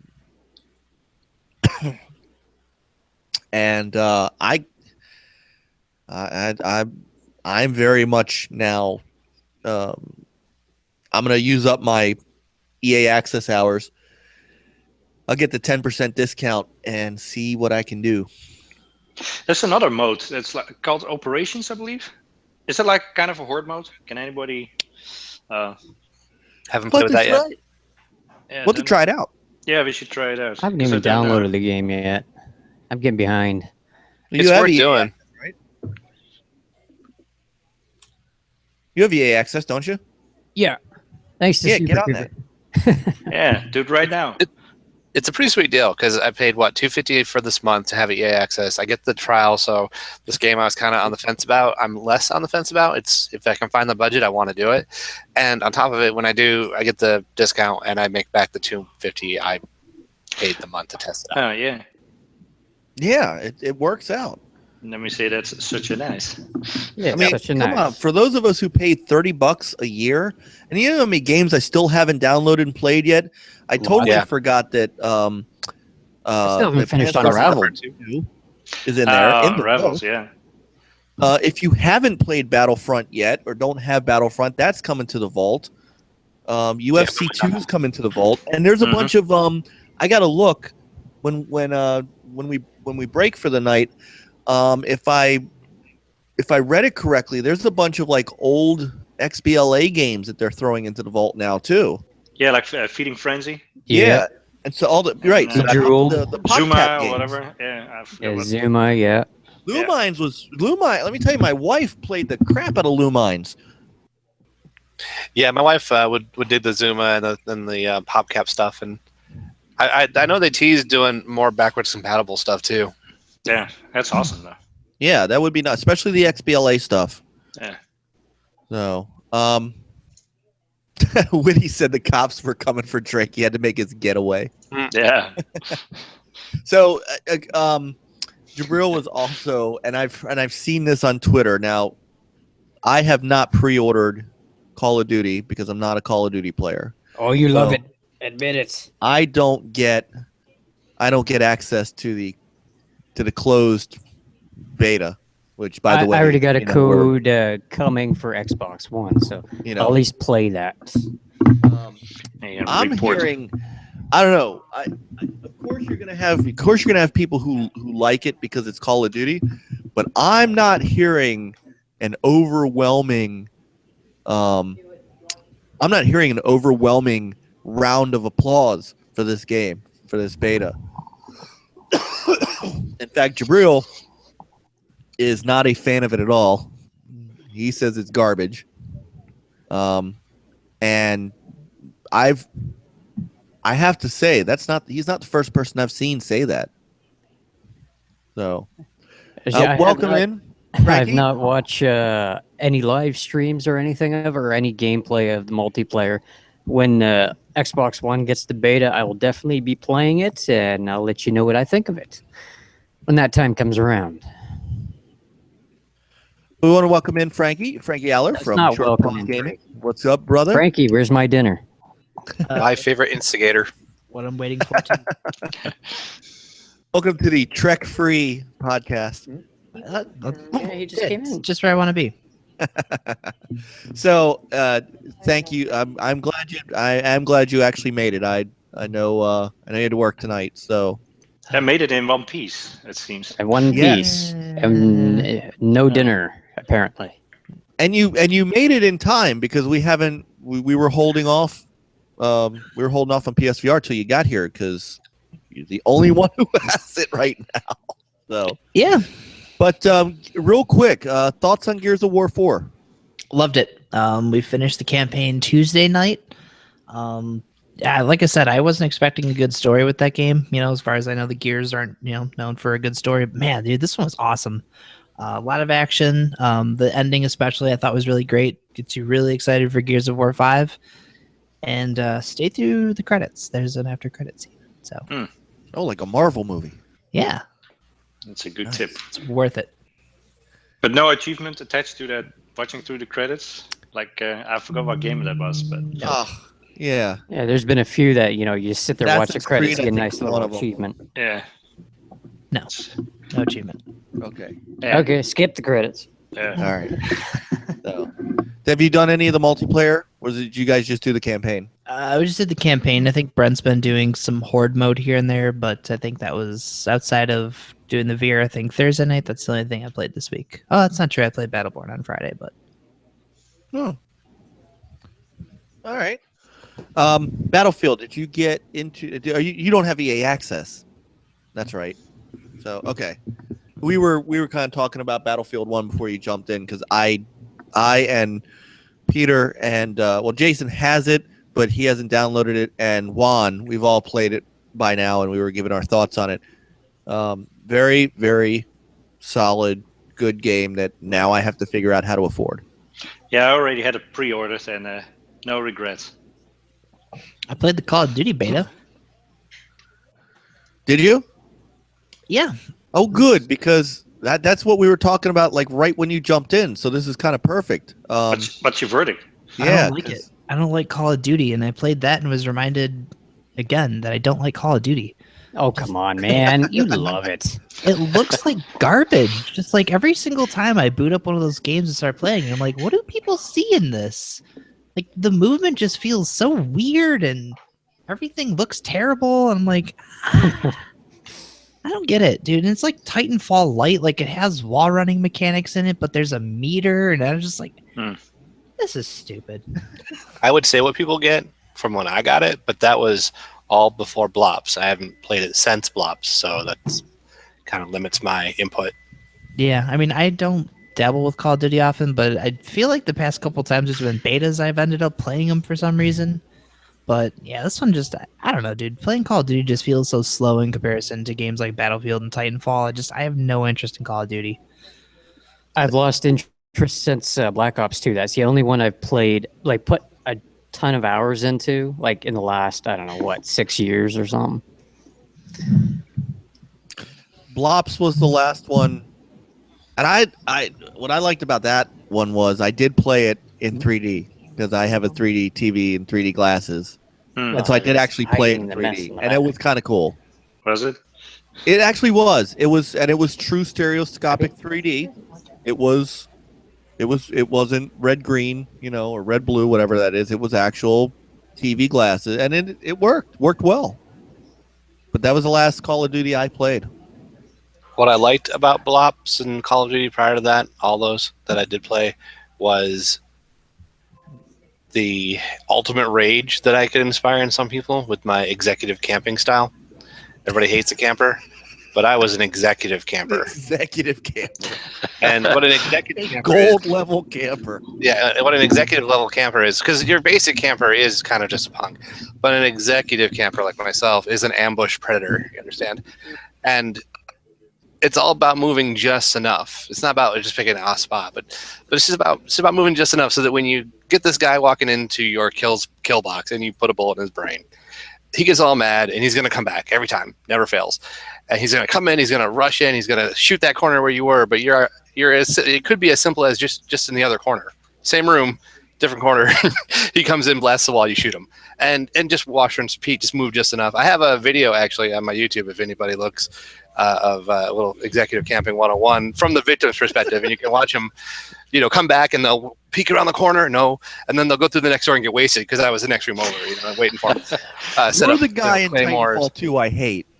Yeah, I was the guy, and the sheer vitriol and hate and vileness, like the worst of Xbox Live, got directed at my stuff, and it was just like music to my ears. It was amazing, and I loved all of that. And then I kind of outgrew it. Plus, my wife didn't like me sometimes when I played. So if it went the other way, I was not always the nicest person. He's always doing something. But the executive camping was always a blast because they always get mad and they always come back for more, and they never understand that I know they're coming back. But yeah, watch the video. It's pretty great. My favorite part was they grenade the room, wait, and then step out of the next door and just get wasted, both of them. Hmm. Thank you. Real says that and Frankie backed this up. Call of Duty Infinite Warfare now has life bars. No, what? I don't think so. I know it tells you how many shots you took when you died, but I don't remember seeing a life bar. Well, the beta's been extended. Maybe Extended life bars. Let us know. Oh, I already deleted it. Well, I'm thinking that they're not getting your $60, huh? No, not interested. I mean, I was kind of intrigued by the space combat stuff, but I have Valkyrie, so I'll just play that, I guess. Okay. Really dangerous, but no. Just one last little self shameless plug there. There's another Blops video that I just love on my YouTube of something that I don't think you'll see anywhere else. I don't know if everyone else ever did it. It's one of those rare things where I was on foot. I killed a few people and was threatened by one of those what are they called, RCXD, the radio control cars, which I evaded on foot by leading into another place and hurdling a low wall, so I had to stop and run back around and turn around and come after me again. And then I ended up happened to run in the direction of where the guy was laying down using it. So I killed the 3 guys and then outran the thing on foot, just evaded the explosion, and then knifed the guy before I came out of it. And it's a fantastic video. All right. I'll be sure to give it a dislike. YouTube.com/crazy177. Yeah, just Crazy One on YouTube. Oh, just Crazy One. Okay. Yeah. Updated that when I got the old tag back. Actually, you should be able to see that on the right-hand side of our page too, under the favorite, or the NLG favorites. So, it's just one of those things. I couldn't do it again in 100 years if I tried. Gotcha. Ooh, just a quick, just because the Ravens suck so bad and they're doing so bad, but some good news. Ben Roethlisberger has a torn meniscus in his left knee and will have surgery Monday. It's not great news in my house. His return. The Patriots are going to kill them next week. But then again, whoever plays the Ravens is going to kill them too. That's a whole other podcast for a whole other day. Wife's a Steeler fan, so things just got worse in my house. Really? They're all over the place. Yep. Oh. The Lions man myself, and we won, so yay. Boom, yeah, I'll be right back. Lions did good today. The Colts do not appear to be a good team this year. I don't know what's going on there. So, I know we have scared Frankie away with football talk. Yes. When he returns, we will discuss PSVR. We'll be back after these messages. Maybe he's getting his headset. No, Nathan, the Bengals might. I don't think the Bengals are going to make the division. Grub. Actually, they might, because the Ravens do suck right now. They really do. And I'm a season ticket PSL holder. I've had enough. I have had enough of their shit. Okay, Bet you I'm you sorry. regret buying those Sorry. season tickets now, don't you? This is a whole new. This is a whole podcast I could do. Why we could do the NLG Sports podcast one night, but that's for another night. Yeah, All lots right. of sports to talk about. Yes. That sounds okay. horrible. So, Alright, Jabril sure. says there's a blue bar by That every sounds good. player in Call of Duty. So, Let's do this. did you really? game. You seriously? Dude, I live in Cleveland. Of course I have a Steelers hat. Well, And why not I a was Browns? Leaf too. why would I support the Browns? I'm gonna go buy a Blue Jays hat this week, so Who doesn't love the factory of Good old sadness? Frankie. You go buy that Blue Jays hat. You tell Mike to buy one too. No. I'm just Jump gonna on the put it, I'm just bandwagon. gonna put it on the NLG credit card, man. No. Yeah, that triple platinum MasterCard, No. unlimited funds. Orioles, Raven. Do you not see behind me? Do you not see behind? Ain't the nobody gaming care about the stuff? Orioles right now. They're out. Do you not see my Todd Heap? My Todd Heap. Well, you can't see it over here. I see a telescope. See, it's Boo. That's right, baby. I don't care that it was 3 years ago. In another 3 years, they could be back. Anything better than a Redskins, right? No, probably for the Lions do anyway. I don't know. The Redskins played a good game today too. They actually, they actually pulled one out. No, I guess they got lucky. I got lucky. How do you like that? All right. So how about that PSVR? How about that PSVR? No. Frankie, What's up? What's this Bueller. Rockstar thing? you, sir, have played and own the PSVR.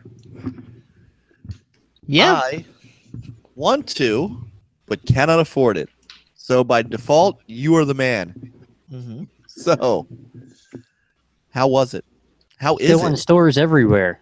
Yeah, still available in stores everywhere. for $400? It's not wrong. You're not wrong. Even more expensive here, though. What is So it, like $700 or something? yeah, Canada's terrible with this stuff, man. The exchange rate's horrible. Yeah, But, bet in Brazil is even more. That's true. Brazil sucks You'd think too. they get a break for introducing poutine. Right though? Right? Maybe that made it more expensive. Yeah. It's Our hard to cut poutine's poutine better than tax. ours, so we're going to have to PSVR. jack up the price. X. Now with But, extra poutine. All right, so Poutine Simulator, only on I've- PSVR. I've played for about an hour and I've only played Battlezone. So the first thing though was like setting the thing up. There's tons of chords, which you expect. It's an add-on, whatever. That's fine. But it's more so just going behind my TV and like the other mountain of chords back there, just trying to separate everything and be like, all right, cool. I do have an outlet in here. That's great. Well, So what- that took a while because there's a lot of chords, a lot of unwrapping, little twisty ties everywhere. so Nice. what? How do you have to hook this thing up? So there's a little breakout box, and you plug the PS4 HDMI into that, and then HDMI from that to the TV. So your PS4 now runs through that box. Outside of that, there's the cords coming from the headset, and let me see if I can grab it because it's right in front of me, kind of. All right. Which, by the way, that breakout box for those who might be getting, who might have a 4K TV with HDR, the breakout box does not pass through HDR. Pretty sure it doesn't. But at the end of the headset's this little guy. So, actually, this isn't the headset. This is the one that comes out of the front of the box. So you plug this guy into the breakout box, and then there's these two plugins here. These are the same ones on the breakout box. You basically plug the headset itself into this. So that's basically like your extension cord for it. Otherwise, the headset would be pretty short. But yeah, I mean, my problem with it so far has just been just trying to kind of get situated with it.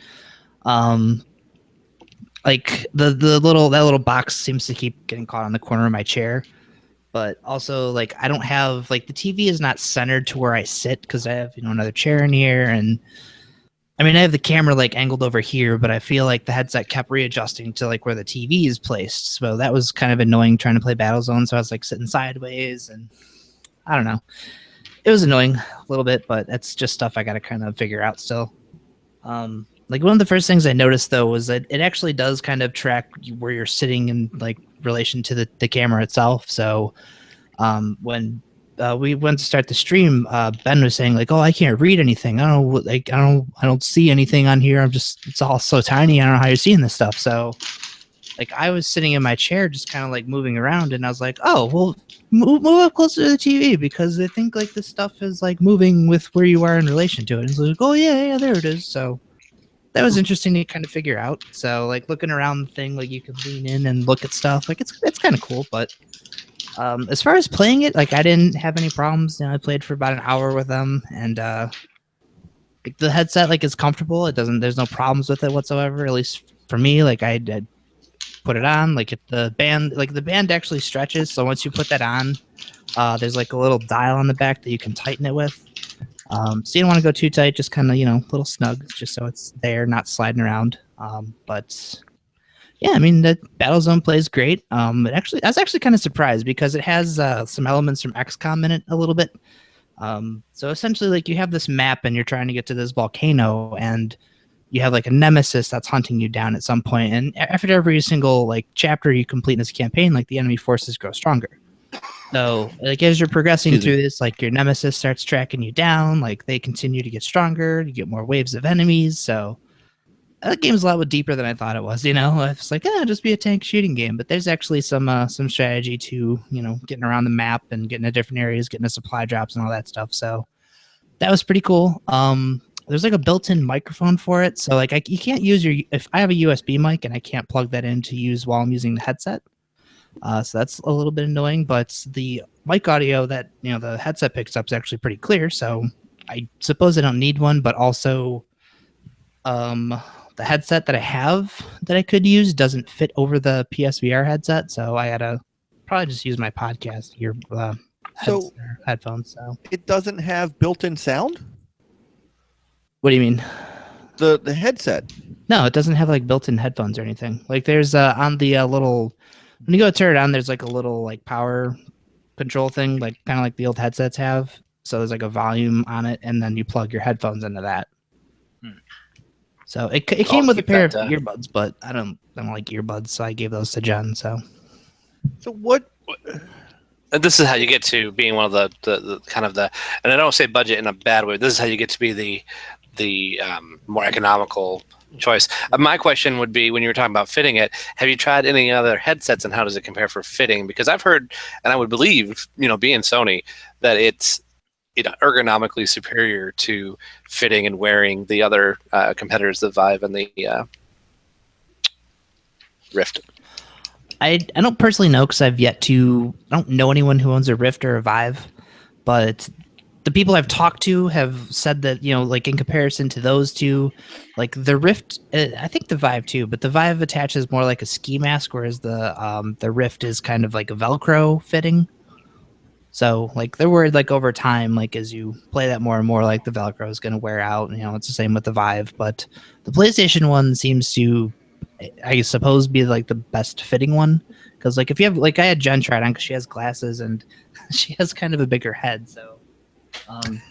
Got that on her with no problem. Like she didn't have to take her glasses off or anything. So it seems pretty, like lenient depending on, what you're needing to have on to wear it. So it's just and again, I had said earlier that Yaris and Nakapuki made a video of the Vive. They've got a couple videos, and I put the first one up tonight, and you can kind of see how it fits on their head. It looks like I don't know. It looks like a big block of thing on your face. Yeah. So that really surprises me with the whole no. I kind of thought that the any of these. I don't know if the Vive. We'll have to ask if the Vive does, but I kind of thought you put this thing on and you've got I think hear. the Vive has a built-in headphones. I think because I know with that one, there's things that slide off to the sides. So I think that does have like built-in headphones. But I think that's the only one that does. I don't think I the guess Rift does. if you have surround, if you've got a home theater system, I guess you could just use your home theater. Yeah, probably. I mean, I just used the TV volume. I didn't because we're still trying figuring out like how to stream and have all of our party chat in there because like I think Brent and Bender were streaming and you could only hear them talking like it wasn't picking up our game audio chat because I don't know what the deal was, but we tried to do a party chat, but I couldn't get into the I don't think Ben could either, but we couldn't get into their parties. I don't know what's going on with that, but that was weird. But yeah, I mean, I like I said, I played it with an hour with it, and I felt totally fine. I didn't get any weird sicknesses or anything. Just don't know when I'm gonna have time to play more, which sucks because I have Eve Valkyrie sitting here. I picked up like most of the launch games, including Drive Club because it was free. So Right. I'll eventually try it out, but I'm not really in a hurry. Drive Club's the one that I have heard not good things about. I've heard mixed. Yeah, I've heard mixed too. Yeah. It I've heard depends how sensitive you are, I guess. Yeah. I've heard some people swear that it's the way to do driving games now. I hesitate to really. There's not a lot of weight I would have anyone put into this comment, but when I watched video of it being played, and I know that's not the same as wearing it, my concern is it doesn't look like a very good driving game. I get the hint, I get the coolness of VR, and I think it'll be a cool experience. But when I look at how they're the driving itself, I don't know. Maybe it's just because of who I am and my driving, being a driving enthusiast, it just doesn't look like it drives very well. I didn't think it did personally because I've dabbled with Drive Club. Like I had the season pass. That's the only way I got it for like $20 or whatever. But I've played Drive Club like maybe twice, and like it does have an arcadey feel to it, but they kind of try to do like a sim and arcade like hybrid with the way the cars drive in that game, and I don't think I like it. Like it reminded me of Project Gotham Racing, but I still think like Project Gotham Racing just felt more refined in the way that it controlled. That's my biggest gripe with Drive Club though, is it's not. I think like in comparison to things like Need for Speed and Forza Horizon, like those are the other games that I would play, and I think Drive Club's still at the bottom of the list of those games I'm going to boot up. Yeah. Actually, speaking of Brent jumped into the chat room. So he has a little bit extra information here. He said, you do not need surround with PSVR. The audio output is 3D audio. The sound is based around where you are looking and where you are at in the world. You can use regular stereo headphones, and 3D audio works with them. Nice. So, but you still have to have headphones. That's the only thing I'm saying is I can't believe that it's not built into the headset. I don't know. I've seen people use like earbuds or whatever for it. So. Got to keep that cost down. But it's $400. Well, but it's still. That's you get still a set of earbuds with it. Yeah, I don't know. But at least you can use your favorite ones if they do fit. True. I wonder if my Turtle Beaches would fit. That's the ones I have now that I picked up today. I'm going to try out because I was told these will fit. So give these a shot. That's the one thing I like about my XO4s. I know they're marketed as XO, Xbox One, but because they're standard 1/8" jack, it works just as well on the PS4. So, yeah. Nice. Yeah, that was nice not to have to buy another headset when I got the PS4.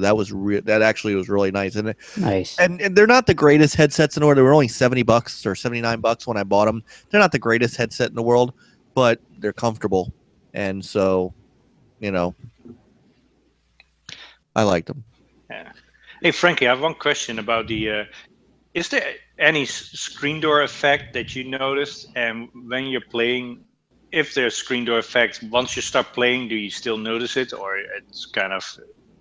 I know it's there when you're playing it. That I did notice, but I didn't have any problems like before or after. The other thing that sucked was, and this has nothing to do with the VR stuff, but the next morning when I woke up, like I slept on my stupid armor neck funny, so like I hurt turning and stuff. So that's also why I didn't touch it again on Friday night. I was like,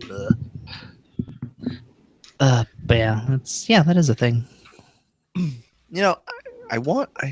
I'm so I keep getting torn back and forth. I mean, obviously, if I had the money, I think now I would get it because this is such a change for me from a year ago when you guys, I know, heard me in party chat and stuff saying I don't care about VR, I don't care about AR. You guys can keep your PSVRs, your Vives, your HoloLens, you keep all that stuff. But the more that I'm seeing what developers want to do, Battlezone and you know, Valkyrie, and man, if Elite Dangerous, you know, comes out, I think it's still slated to come out on PS4, and if it comes out with some sort of you know, VR, World War tunes and stuff like that, I mean, they're trying, and now I have a passing interest in it. In that, if I had the money to get it, I would invest in it. But man, that's just such a tall investment.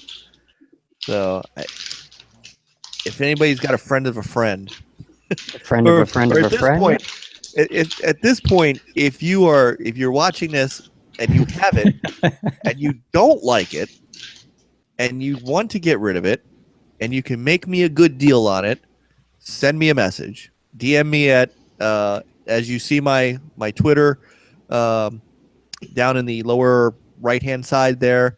It might be lower left hand side for you guys. Just shoot me a message. If it's cheap enough, if it's affordable enough, I may work something out with you. But until then, I gotta wait. You know, which is sad because I have an interest in it. Plus, I want to cover it. I want to cover it for NLG. I want to make sure people can see. You know, we can do things with it, and I'm the guy with the PS4, so I can be the coverage guy. Yeah, you're the guy with the PS4. But not for $400. I just can't do it. I just can't do it. So, Frankie, are you think? I mean, just based on Battlezone, was it worth picking up early, or not early? Was it worth picking up at launch? I think it's really cool. I like Battlezone a whole lot, but I wouldn't say that it's something I'd buy for just one game. You know, like if Battlezone's your main interest, I don't think buying the headset for just that game is worth it. But the ones that I have demoed like prior to this that I have and still want to play, like a Bender, I was talking to him last night, and he loves the Batman Arkham VR game. He says that's probably the best VR experience he's had so far, which I have sitting here and I'm dying to play. But yeah, I mean, I think overall, like if you're really going to dive into that thing and really buy all the stuff for it, it's probably worth picking up. But if you're just buying it a live demo, Battlezone's awesome. Live demo. Give us a live demo right now. Yeah. I can't do it. I don't have the energy to do that. Doesn't have the energy. I don't have the Nice. energy. It's a bit of a chore.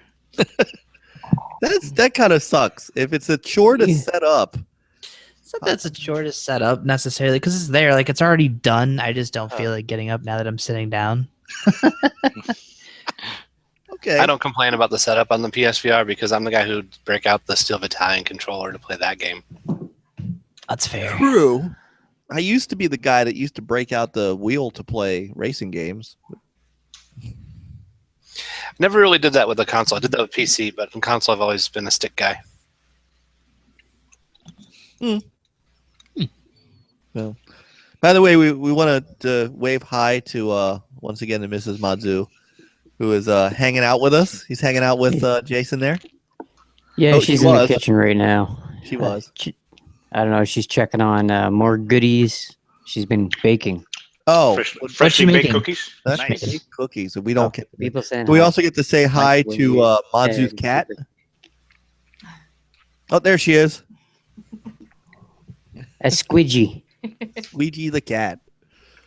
So, all right. Well, She's scared of everything. all right, so maybe next week too. Then, if you're able to make it next week and you've got more time Should into some of the games, you can be give us here.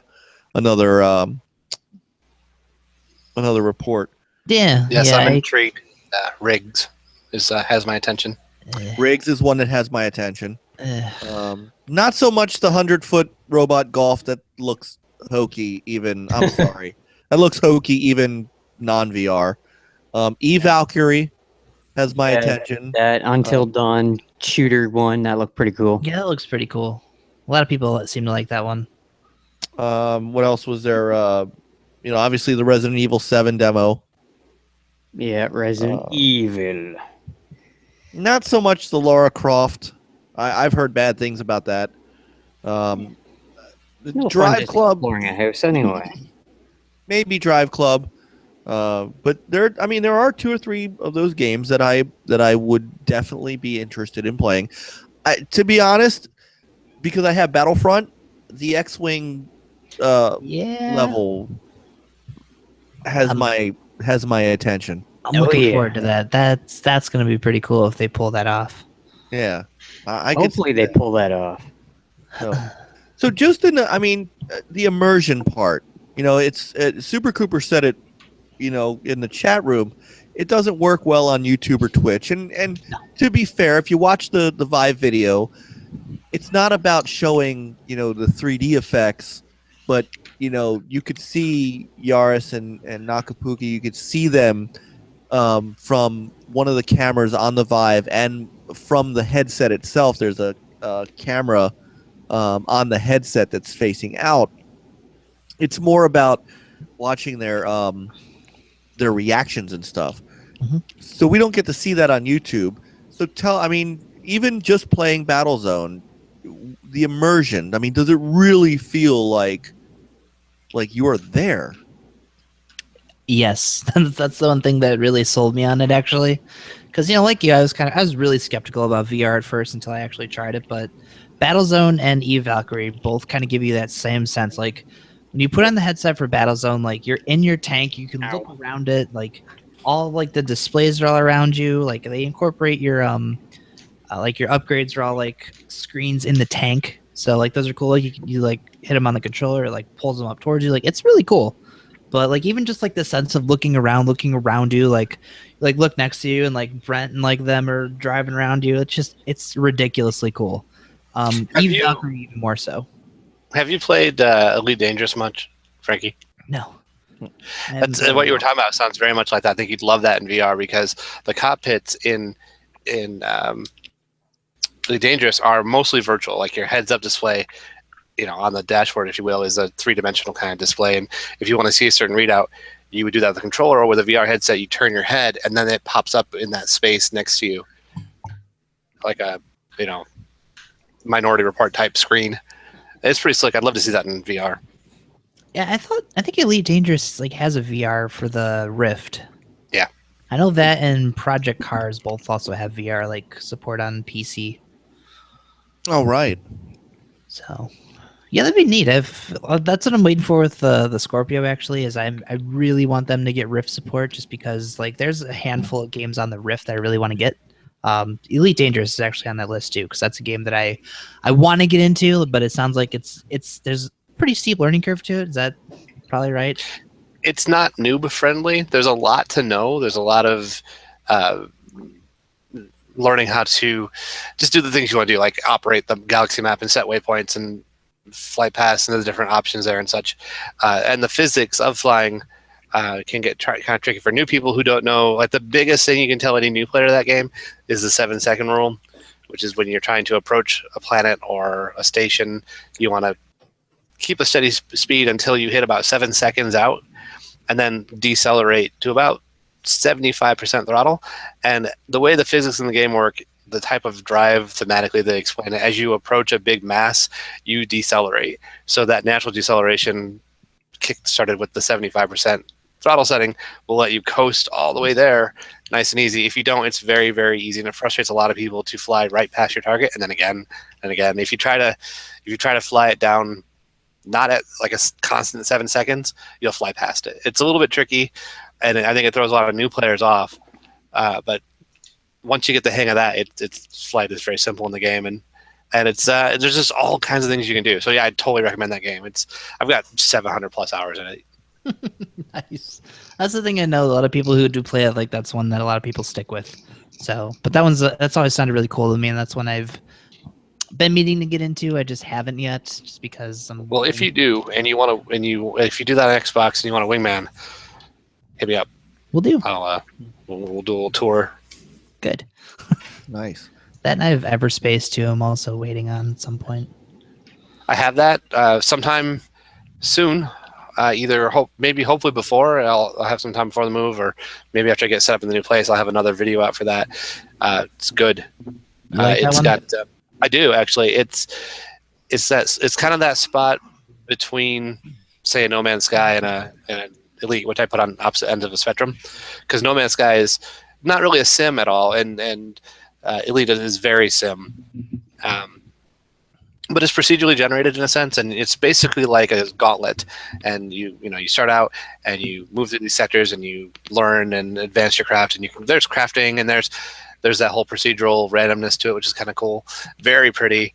And then you die a lot, and then basically you restart that gauntlet. It's how many sectors can you get? There's an overarching goal to get somewhere, but I haven't made it that far yet.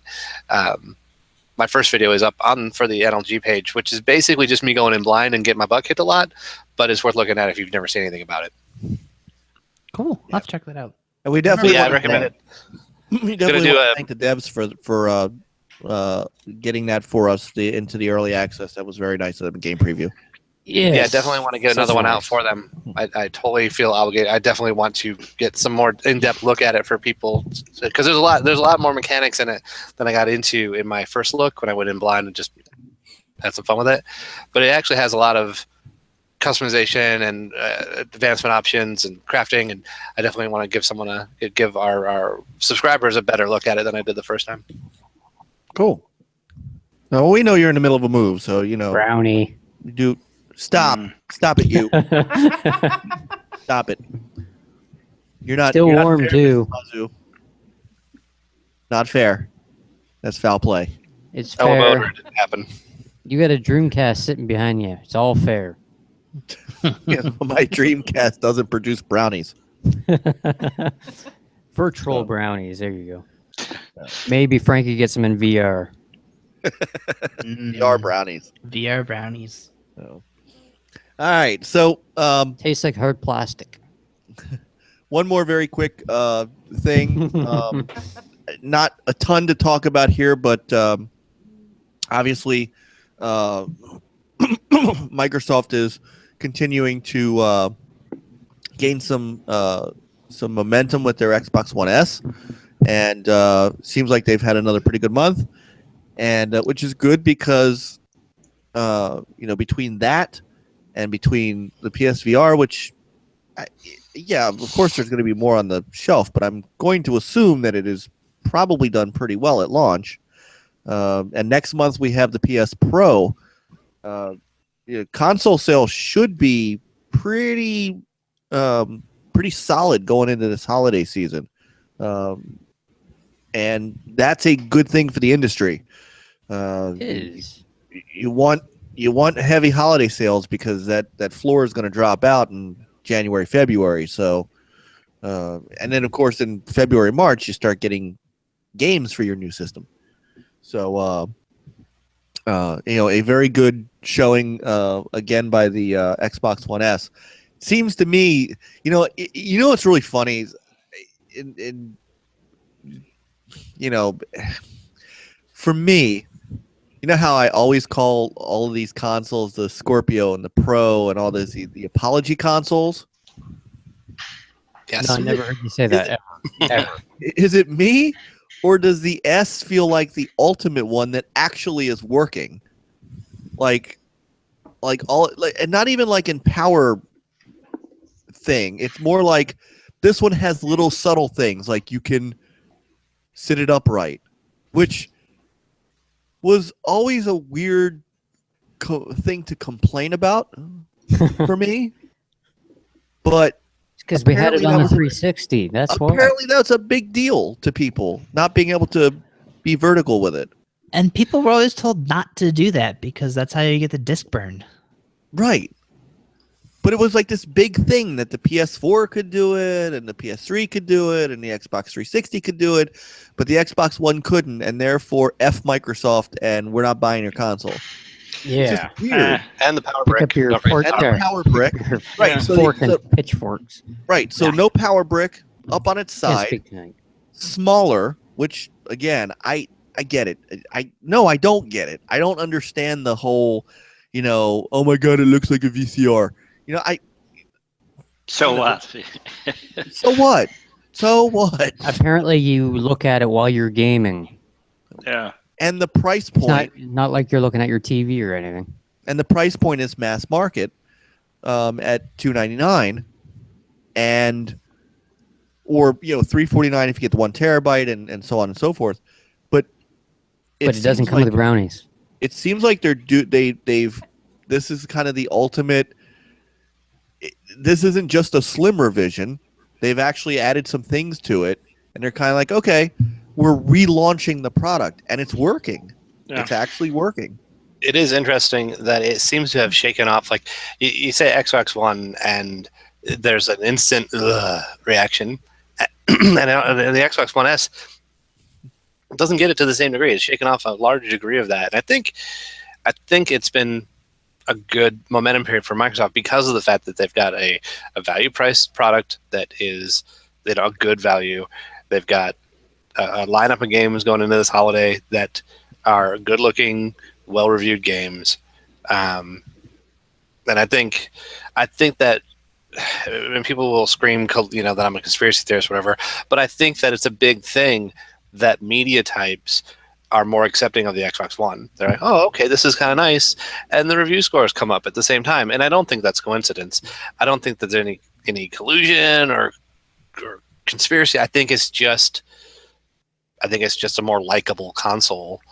And it's kind of silly. It kind of makes me chuckle because it's not that different than what I have over here, which is, reviled and weak and blah blah blah blah blah. So it's I think it's fascinating how they put together that revision and the lineup of software, which I think is driving the console sales too. I mean, if you like the type of game that Forza Horizon 3 is, it's a reason to buy that console. It is the one downside. I did, for as much as I don't blame Sony for delaying games if they want to delay them for getting them ready and having them not broken and things like that. But that is the one downside of Sony delaying almost all of their first party games out of, with the exception of The Last Guardian, which I don't think is going to move systems, but delaying all of your heavy hitters into the spring. That is the one downside that you have, is Sony has left Microsoft kind of with the big get, as far as it's the argument that I said they should have made last year, and Microsoft tried but didn't quite win it. But I think they've got a better chance of saying, hey guys, we're the console that has of course Call of Duty, which everybody knows is marketed by Sony. We have Call of Duty 2 as well. But we also have Battlefront, and we have Gears of War, and we have Forza Horizon 3. Do you want to play all of those games? And a lot of, that's where Sony kind of does fall short in the holiday, where they can say, yes, we've got Call of Duty, and you can get Modern Warfare remastered 30 days early. You can get all the map packs early.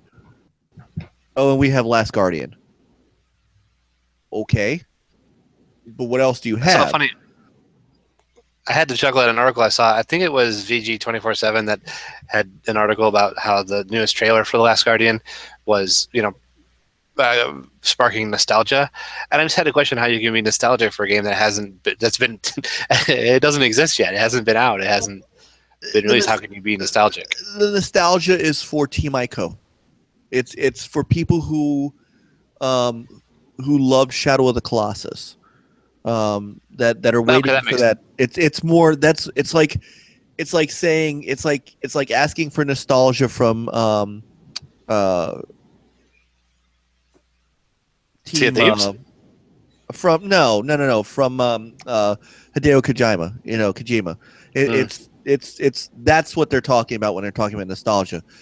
That core group of gamers It's like it's like the Final Fantasy group of gamers. They're waiting for the next Final Fantasy. And so any Final Fantasy that looks like Final Fantasy 7 or 9 or whatever the hell number they come up with, that's what they're looking for. When they're saying nostalgia for Last Guardian, they're saying it's nostalgia for Team Ico, which I can totally understand. Yeah, I can run with that. No, I did not say. No, I did not say Hideo Vagina. Thank you, Super Cooper. I love our chat room. He's probably gonna play that back later. Try to see if he's right over. Yeah, but and throw it at you when we're playing games. Microsoft's got one other ace up their sleeve this holiday, and I can't believe they're not making more hay about it. The Minecraft console. Yeah. I was just about to mention it. Did you see the packaging and stuff inside? Where you have the little boxes that look like little Minecraft, Yeah. Yeah, that's pretty pieces? cool. That's pretty cool. No, Kids would love that. As soon as they see that, like on the shelves, they're probably like, "Mom, I want that." Minecraft. That's go ahead. Does the console have? I've seen the box for it. Does the console have anything special done to it, or is it just like a wider? No, I think it's just a white one. I think it's just a white one. No. It's just too bad. Last year, I was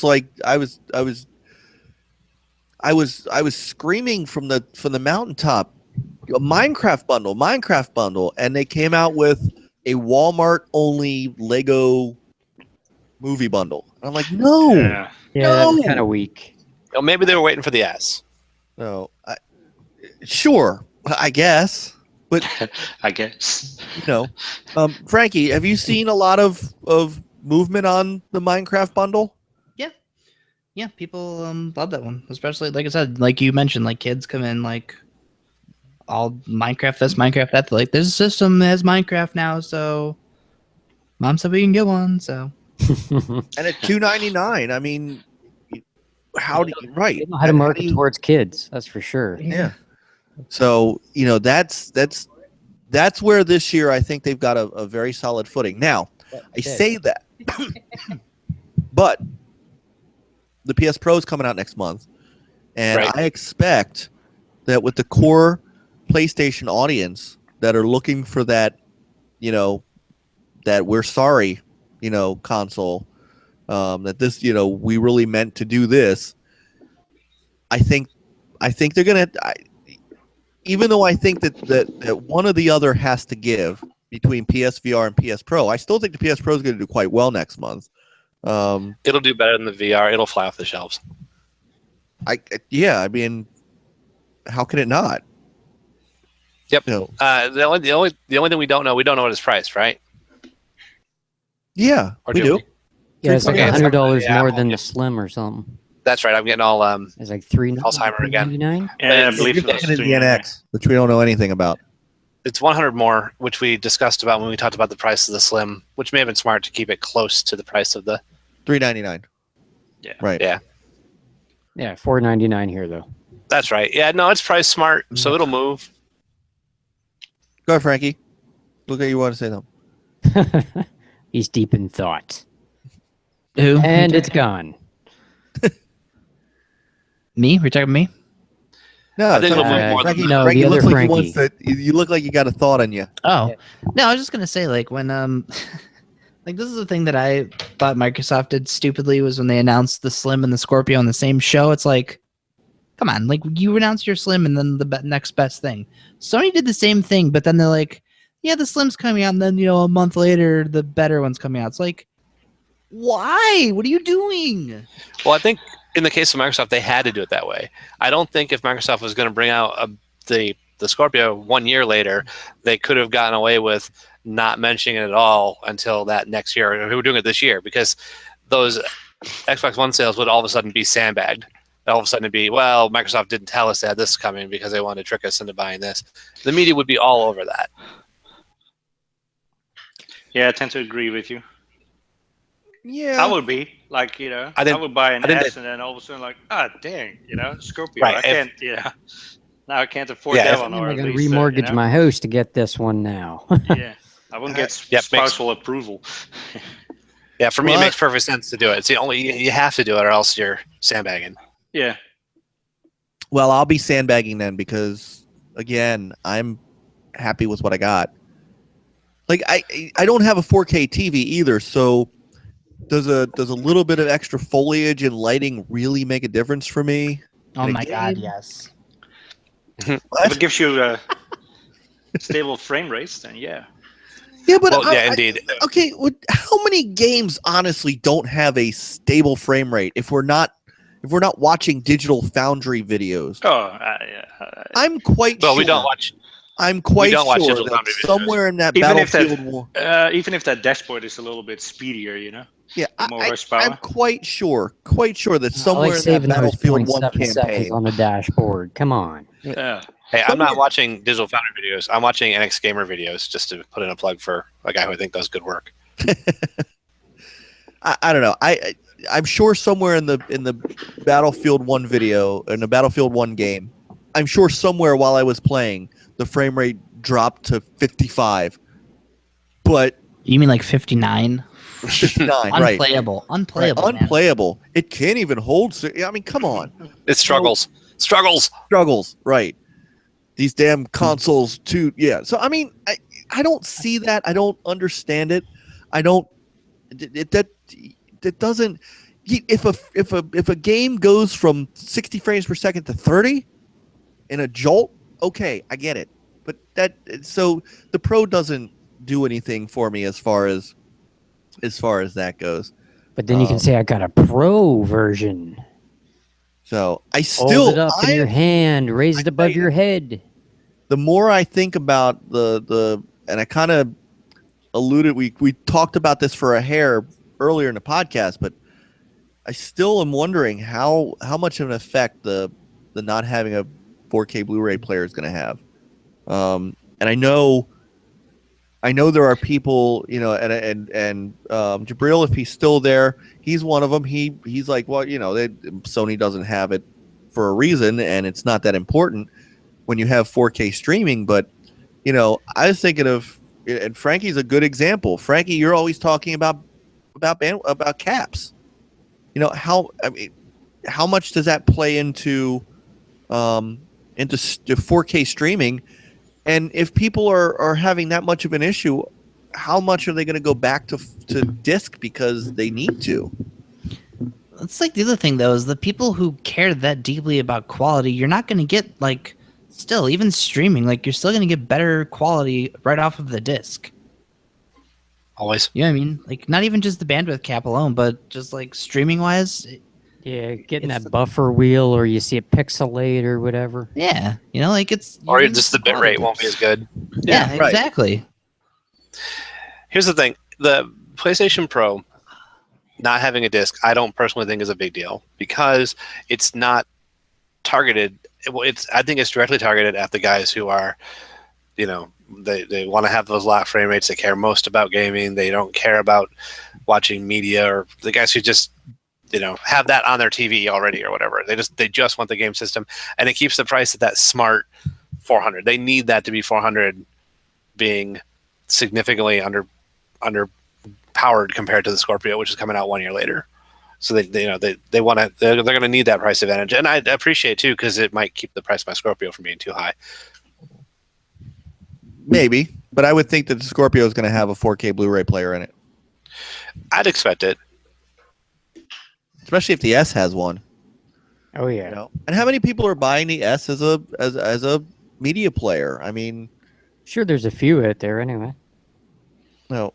Bound to be some, just because it's the budget option for what's out there right now. True.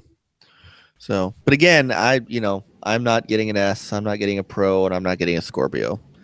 I just I'm don't getting a have Scorpio. I said that. Yeah, I love that Gears console. I love it. Yeah, but I mean, And that I'd Gears say- console looks nice. It is sexy. You know, It I is, will say no doubt. that going from the old model to the slim, I do like the amount of space that it freed up, because now I have my Gears of War pop figures around the system, whereas before I could only fit one. I actually looked for those at EB Games, and they didn't have any in. That made me sad. I got Kate and I got Marcus. Nice. After I finished the campaign, I was like, dude, Kate is amazing. I need that pop figure. I need a Kate. She's great. No. I need to finish the campaign, and then I would probably decide to let Kate hurt me. Wow. All right. Well, so the next couple of months are going to be very fun, and while we're not going to we won't dive very deep into MPD because that's just not what we do, and I don't care. But watching the console sales themselves, we'll be very interested to see. And of course, as you can see, we're not juxtaposing them onto each other as well. Yeah, this Xbox. Well, it's good for like the overall gaming community. That's Right. all We it don't is. we don't do that. I don't I don't care which one sells more. I don't care which one sells Yes, you less. do. And I said this on Twitter You earlier care. to a couple of people when we were talking about third-party games. Neither Sony nor Microsoft in any current universe, will ever lose third-party support in any way, shape, or form, especially in a way that Nintendo has.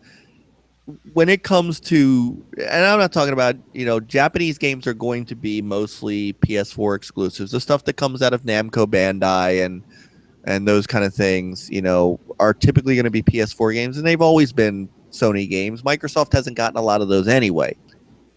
Your mainstream AAA developer, publishers, EA, Activision, if you can call them, anymore, they're just a Gears house at this point.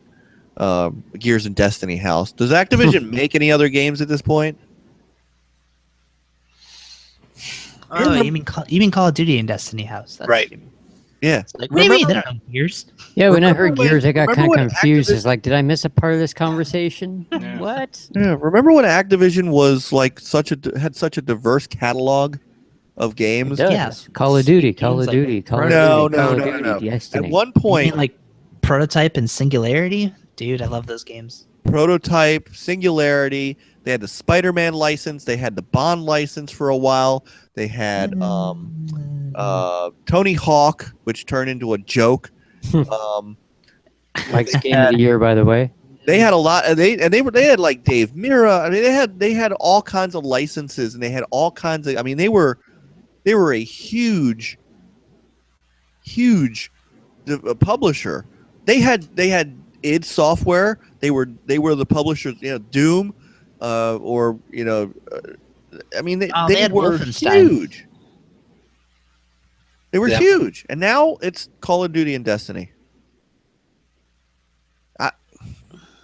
Unbelievable. So anyway, but those developers, EA, Activision, Ubisoft, those guys are never going to drop either console. They're never going to drop the Xbox One. They're not going to drop. It's just not going to happen.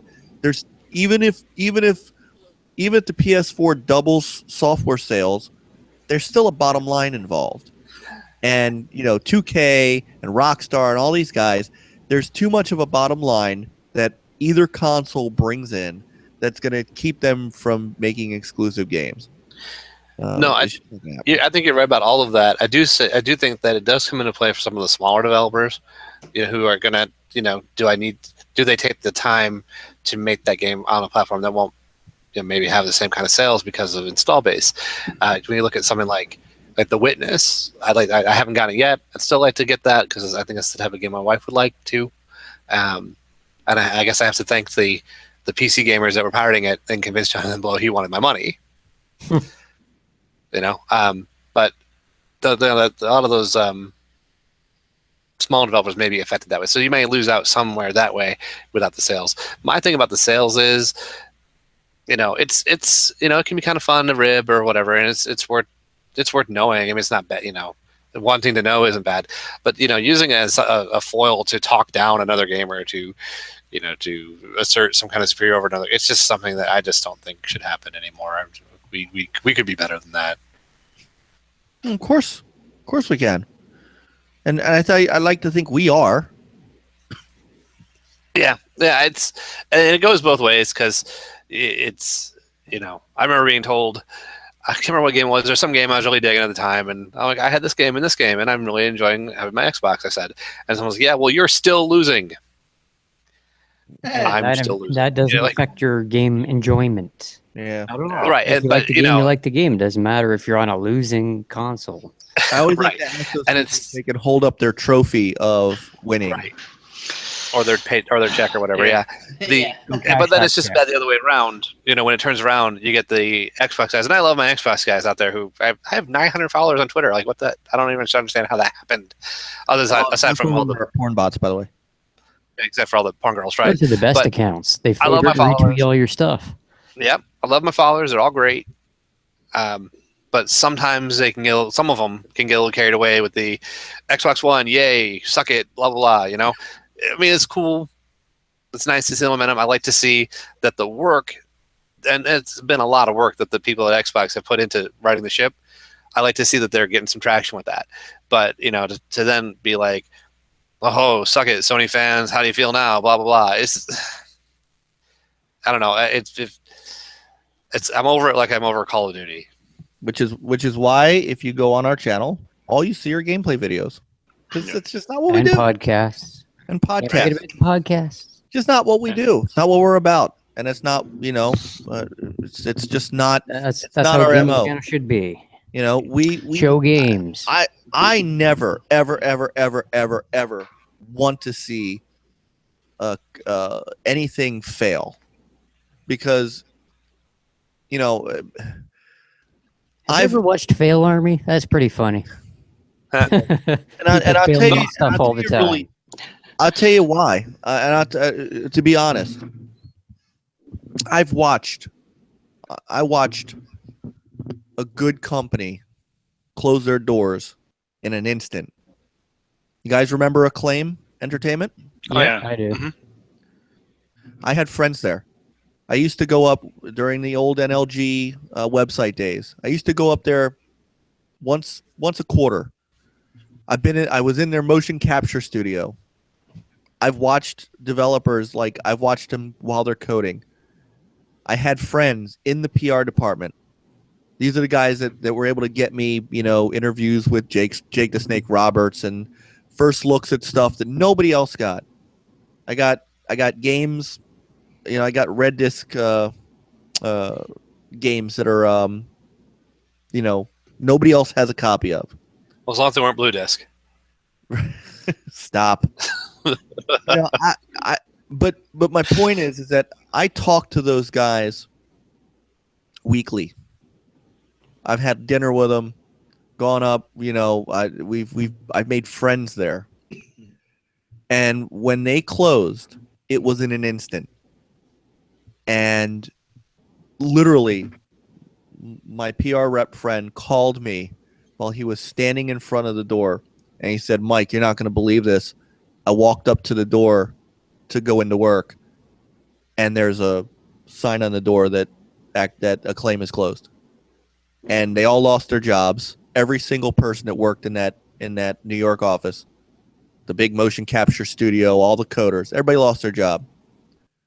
And a lot of it was because while they were really, really strong in the Genesis days, they were really, really strong in the Super Nintendo days because they had some really good licenses that they worked with, and they had a lot of Midway stuff that they worked with. But they also made a lot of mistakes, and their Legends of Wrestling series was a bust. A couple of their racing games that they had didn't do as well as they hoped. And they lost a lot of money, and they eventually the catalog has been bought by somebody else, but for the most part, they just one day, guys walked up to the building and they found out they were out of a job. So when you hear somebody in tears on the phone with you, who you had been working with for a very long time, you tend to understand. I understand probably more than a lot of people who aren't in the industry right now, what it's like when the guys at Evolution lost their jobs, or like the guys at Lionhead shut down. Lionhead, right. I understand that on a personal level. And I think it was quick for Lionhead, too. it was. It was well. There was a sense that it was coming, but it then, in an instant. So that stuff is serious.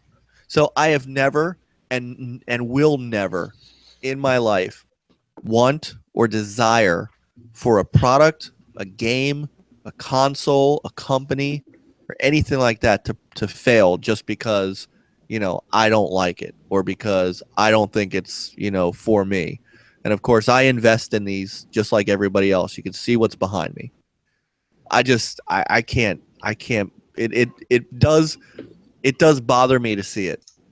It really does. And so I'm glad that we, as Next Level Gaming, are not even in that realm of doing what and saying what other people say. And I'm glad that we do what we do and bring some of these games, especially the indie games. I've had a lot of fun playing some of these smaller games, and I know you guys have too. Oh yeah. And you know what? It's a pitch that I give, and I want to give to people. I know that we don't have, we're under 1,000 subscribers, but we are rising fast. But if you're under 1,000 subscribers, it's hard to get, copies of things to stream and to talk about and do impressions on. But some of these guys have to understand that if they give us one code for a game and we stream it, and even if we stream it, we don't do reviews because we don't really, reviews aren't what they used to be. But if we stream these games and if 5 people see the stream and buy the game, they've made that back and then some. The 2,000 people that watched Juan's Kerbal Space Program videos, 2 of them. If they got 100 people out of that to buy the game, was it worth sending us that code? I would think so. It was worth it to me because that was a fun game to play. Well, sure. It looked fun too. But you did serious yeoman's work on that game. I mean, you put 5-6 videos out on it. I mean, you did serious business on that game. It deserved it though. It merited that. And so if the Ashes of Singularity videos that Jason put up, the Hue videos and the other stuff, there was a couple of things that HTK that Peter worked on.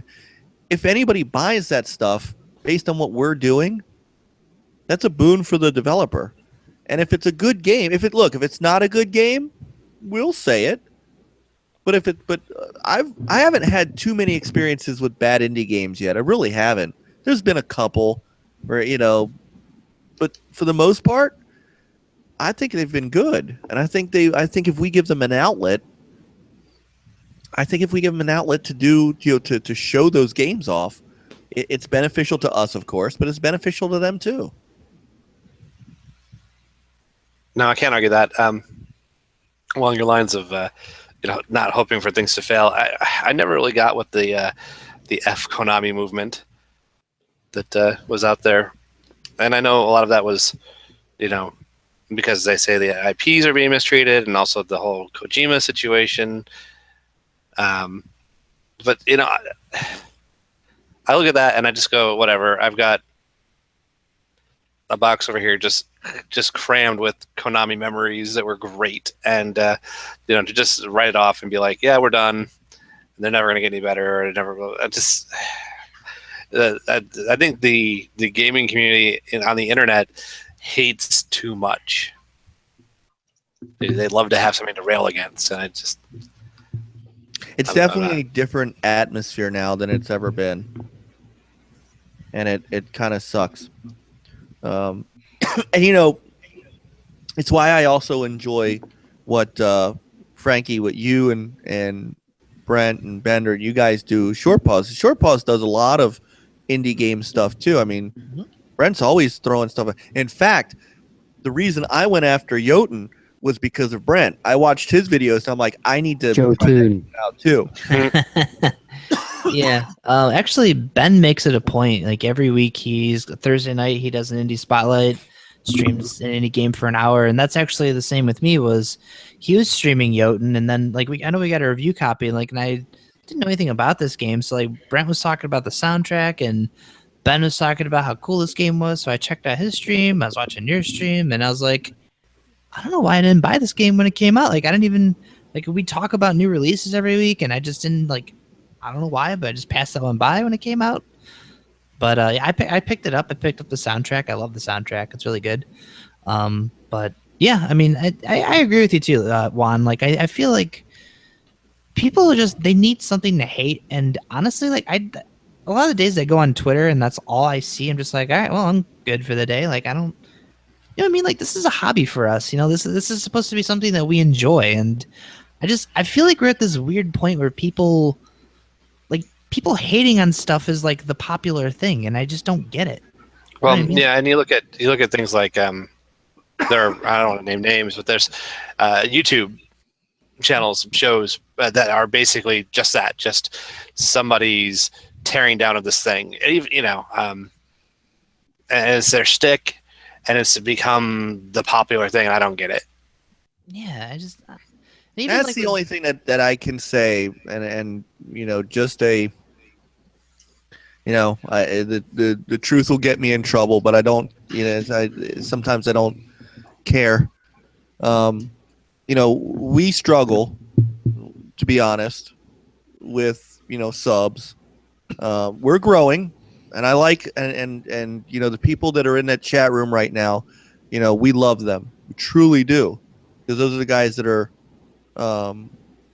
really driving what we do. But we're a gameplay channel. We don't make commentary videos. We do all of our commentating here on the podcast. We do gameplay videos. We do our let's plays. We try to give people something different. We try to give them just straight up, here's some games, check them out, and here's how we feel about them, and so on. And it's almost like that's not what people want. And we're not going to move in that direction, because this is not who we are. It's not what the Next Level Gaming brand ever was, and it never will be. I'll shut down before we start doing flame-throwing commentary videos. That's just not going to happen here. But you wonder, what does it take to get people away from that and to watching people playing the game, so you can figure out for yourself if you want to get that game too. And look, we put up 45-minute, 60-minute, 90-minute videos. You don't have to watch the whole video. Watch the first 15, 20 minutes. Skip to a part in the end. See if you like the game, and then get the game if you want the game.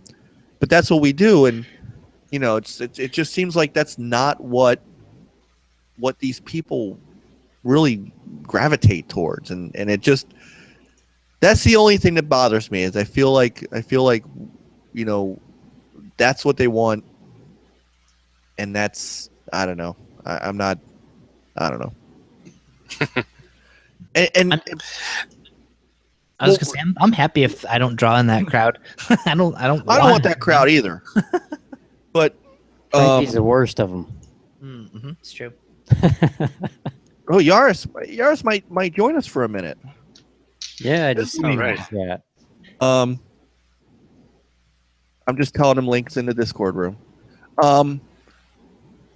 The other thing of it too is, and I've said this now for a while, and I mean it. I like doing the videos too. I bought the Elgato capture card, and I enjoy streaming and stuff like that. But I feel like I'm not the spotlight of the channel. You guys are, and I love it. I love it because the content that we're getting on a regular basis is really good. I can't watch a Fine Fins video without laughing my rear end off. Jason, you also bring some lightheartedness and some comedy to your streams, and then Peter and myself, and I'm not I'm not creative, so Peter's Mr. Serious. him and Juan, but you watch Juan's videos, and it's like a technical showcase, and like you just watch it because there's such this. It's almost like watching an instructional video, and it's awesome if you want to get into the ins and outs of Forza, of of Everspace, of Kerbal Space I need to do Program. more. I need to do more Elite videos. Yes. But those are the things. I mean, we have such different pieces that are going on and such different styles. But you guys are making the channel what it is. It's not me. I'm throwing up a video every once in a while and trying to get some stuff behind the scenes, but the content is really coming from you guys, and I really want more people watching your content because it's great stuff. It's just without the commentary and bullshit that go along with what's going on the internet right now, and it's just frustrating that's not what's happening. I want more people to see what you guys are doing. So, well, my opinion on it is the best you can do is to, and how I do videos is I just be me playing a game, and it'll draw who it draws. I do it for me more than anyone else, to be honest.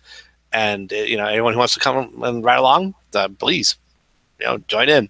Eventually, I'll have internet that's maybe a little less potato on the upstream side, so I'll be able to stream more than the videos I've been doing more recently. That way I can be a little more interactive.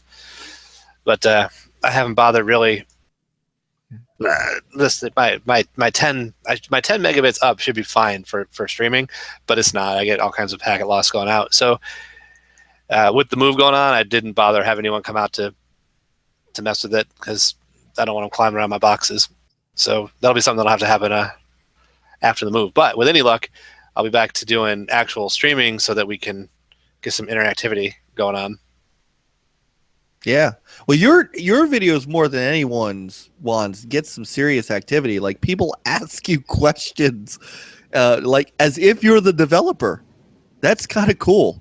Some of the things that you've been asking in your Kerbal Space Program videos, I was like, this is like asking. It's like asking a mechanic about the car. And it's neat. I've just found it really cool. Whereas my question when I made the Battlefield was, how'd you get it early? Right. That's what I'm getting. Yeah. No, I'm with you. And I appreciate anyone who takes time to watch any of my stuff. I mean, it goes without saying that if anyone takes any of their precious time on this planet and decides to listen to me babble while I play a game, I just can't even. I don't understand it, but you're welcome to do it. Yeah, exactly. Same goes for me. If somebody can watch more than 5 minutes of one of my videos, thank you very much. You're not helping my argument here. I like me some Madzu videos. Nice. I don't know. I can't watch my own videos. I make them. That's it. I can't listen to myself. She's laughing. She's like, I know. I don't know how she can stand listening to me for like 5 minutes.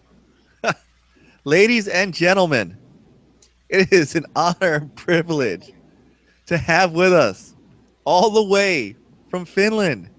He is the man behind the funniest videos on our channel, Yars37. What's up, brother? He's eating. Oh, we can't hear him, though. We can see him. Now. Ah! Can you hear me now? There he is. Having my breakfast, going to work. Breakfast. Up. It's almost 7 a.m. here, so. Man. See, this is what happens when we have these 3-hour podcasts. We can get you on. Yeah. Yeah, it's an early morning for me today, so. Marathon. Yeah. So Marathon podcast tonight. Yeah, so we love your stuff, man. Thank you. You and Akapuki, that is some seriously hilarious stuff. Yeah, that's our point. We're trying to make the games look.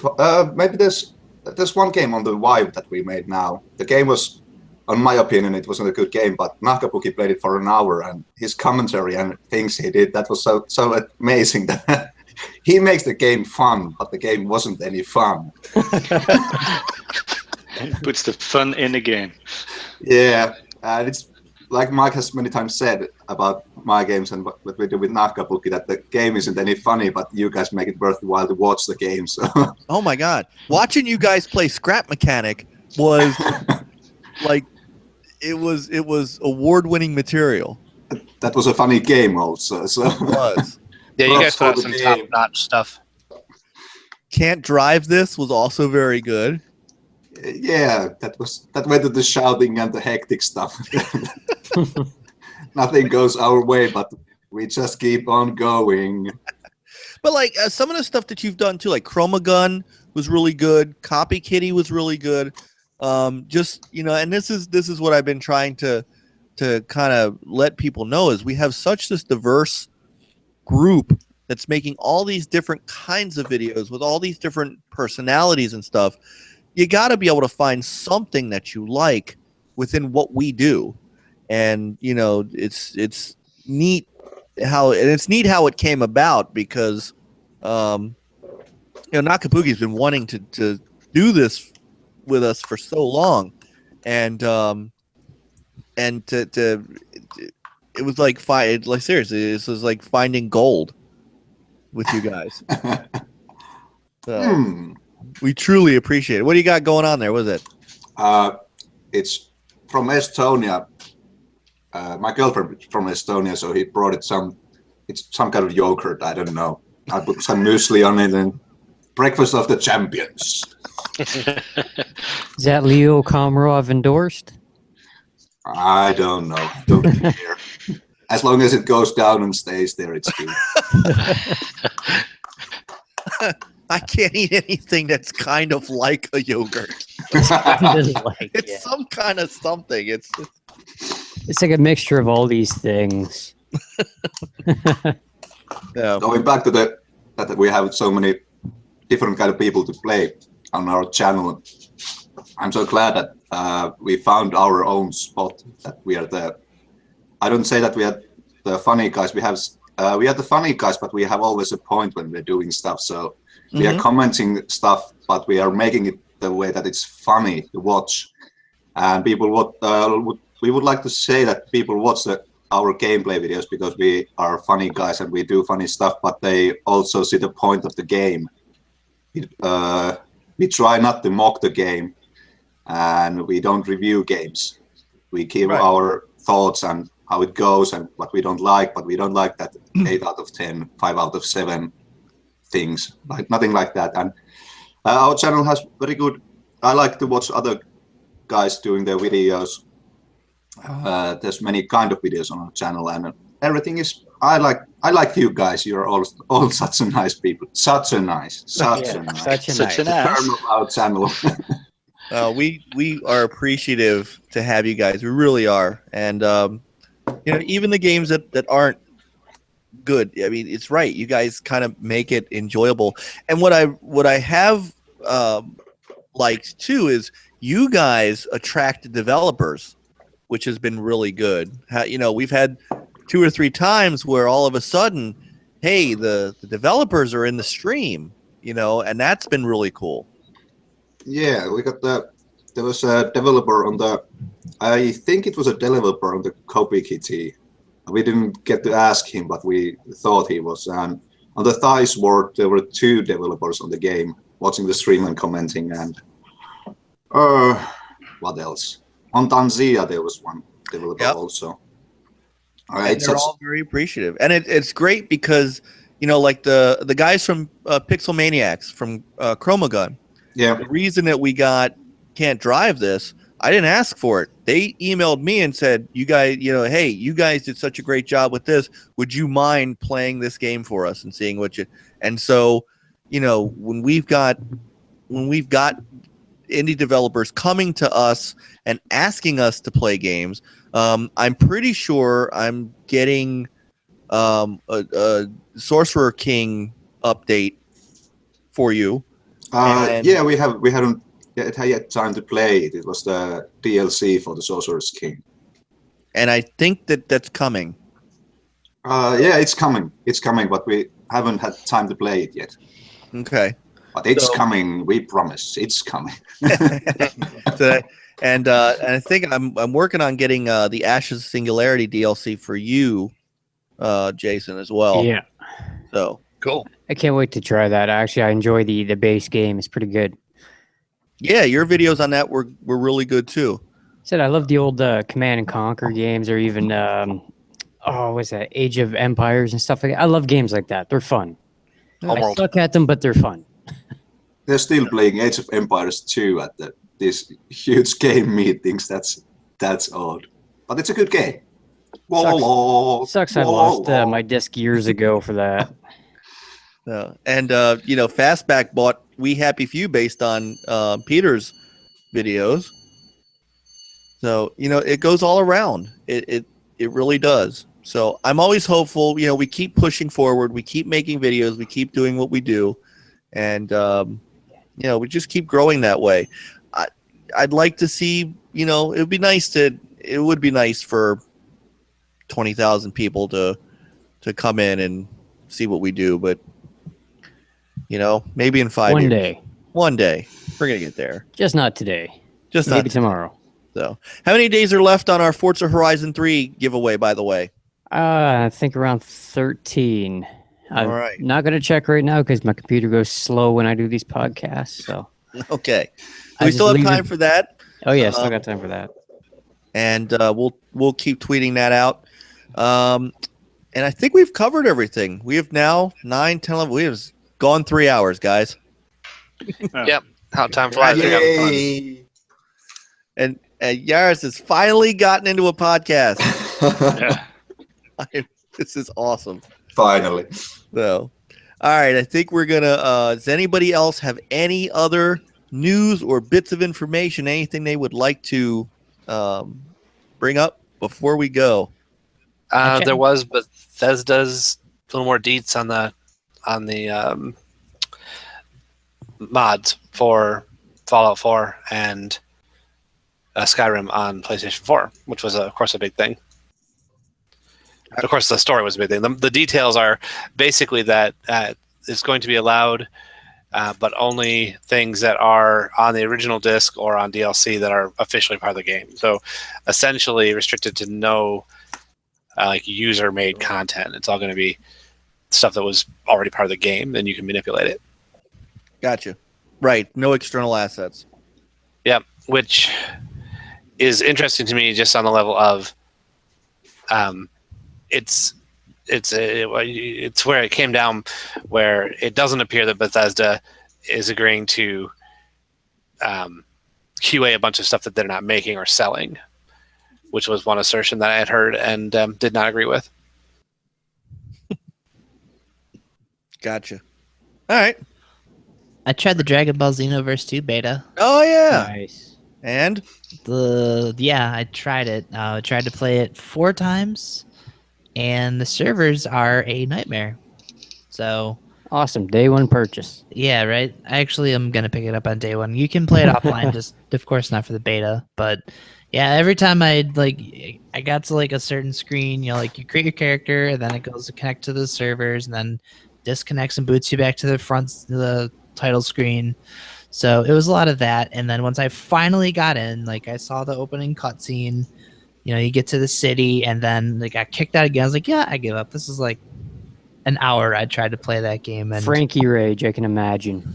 it's just Turns into man. Hulk rips his shirt in two, and The funny part is I actually had a better time trying to play that game than I had playing the Call of Duty beta altogether. So sounds like Yeah, Call of you're not Duty doing is a well hit with this betas. year.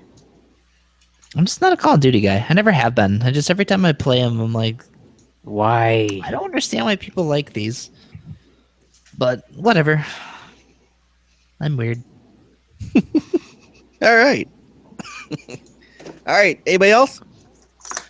Battleborn's DLC is also really good. Battleborn sucks. Battle Bjorn.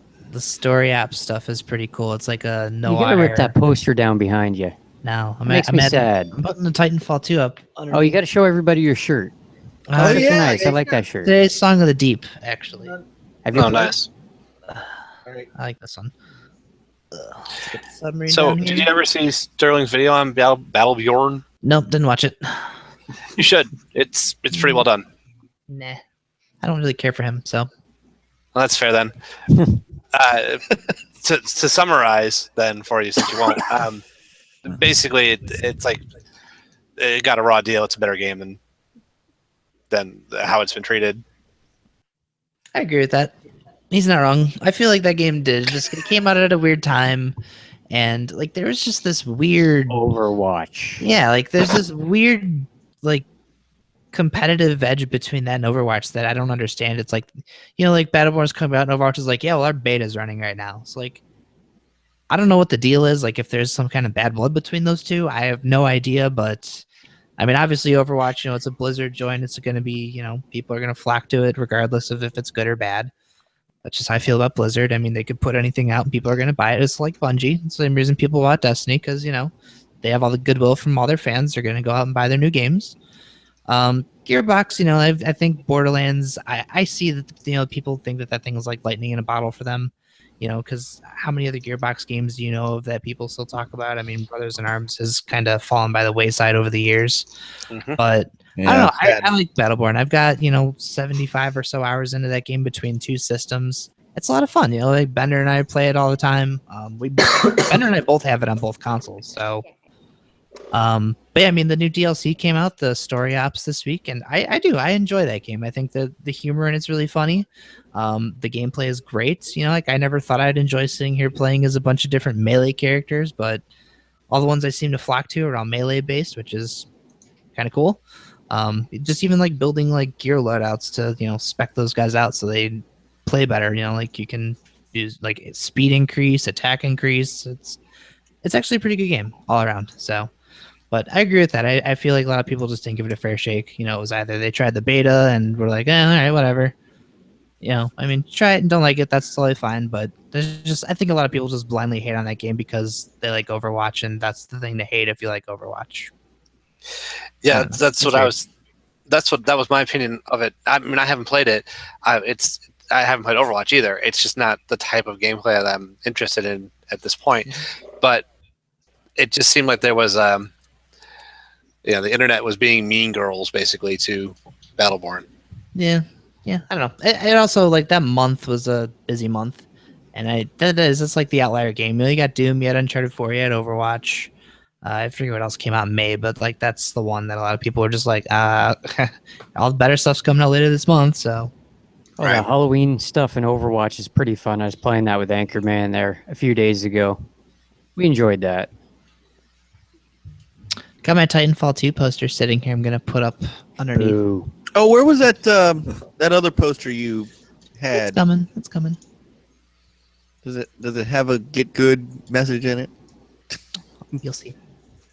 I just haven't. If you want, I got a Call of Duty Ghost poster I can put up behind me just to. Well, the sad no. part is all of my gaming posters are on the other side of the wall. Like they're all on my the. Oh. Wait, what you got there? Hold on. Let me click on you. Don't click on him. Reservoir Dogs. Nice. That's my pack poster. Nice. Okay, guys, I have to go to work. See you guys. All right. Yeah, Bye. Thanks for stopping by. All right. Later, man. Man, great to I should have be you. heading too. Great to be here. So, see you guys. Bye bye. Have a great day at Peace. work. Yeah. Yeah. Or a fast one at I'm least. thrilled. Yeah. That's All right. That'll work. Yeah. So we are now over the 3-hour mark. Yeah, Mike, what are you doing? Folks. Hour and So a half, Done it. my butt. yeah. Yeah, I still got to watch Westworld, man. I got to go. All right. So let's call it a night. Everybody. Jason, Peter, did you have anything else? Get Overwatch. Not really. Just for that little DLC stuff. That's fun. Don't think about Battleborn. You haven't said a Blah. word at all, What? Peter. You haven't said a word I since I know. got here. Well, He's because just you there came for late the to looks. the game. He's just there for the looks. Just get the silent treatment then. Like, oh, there you are.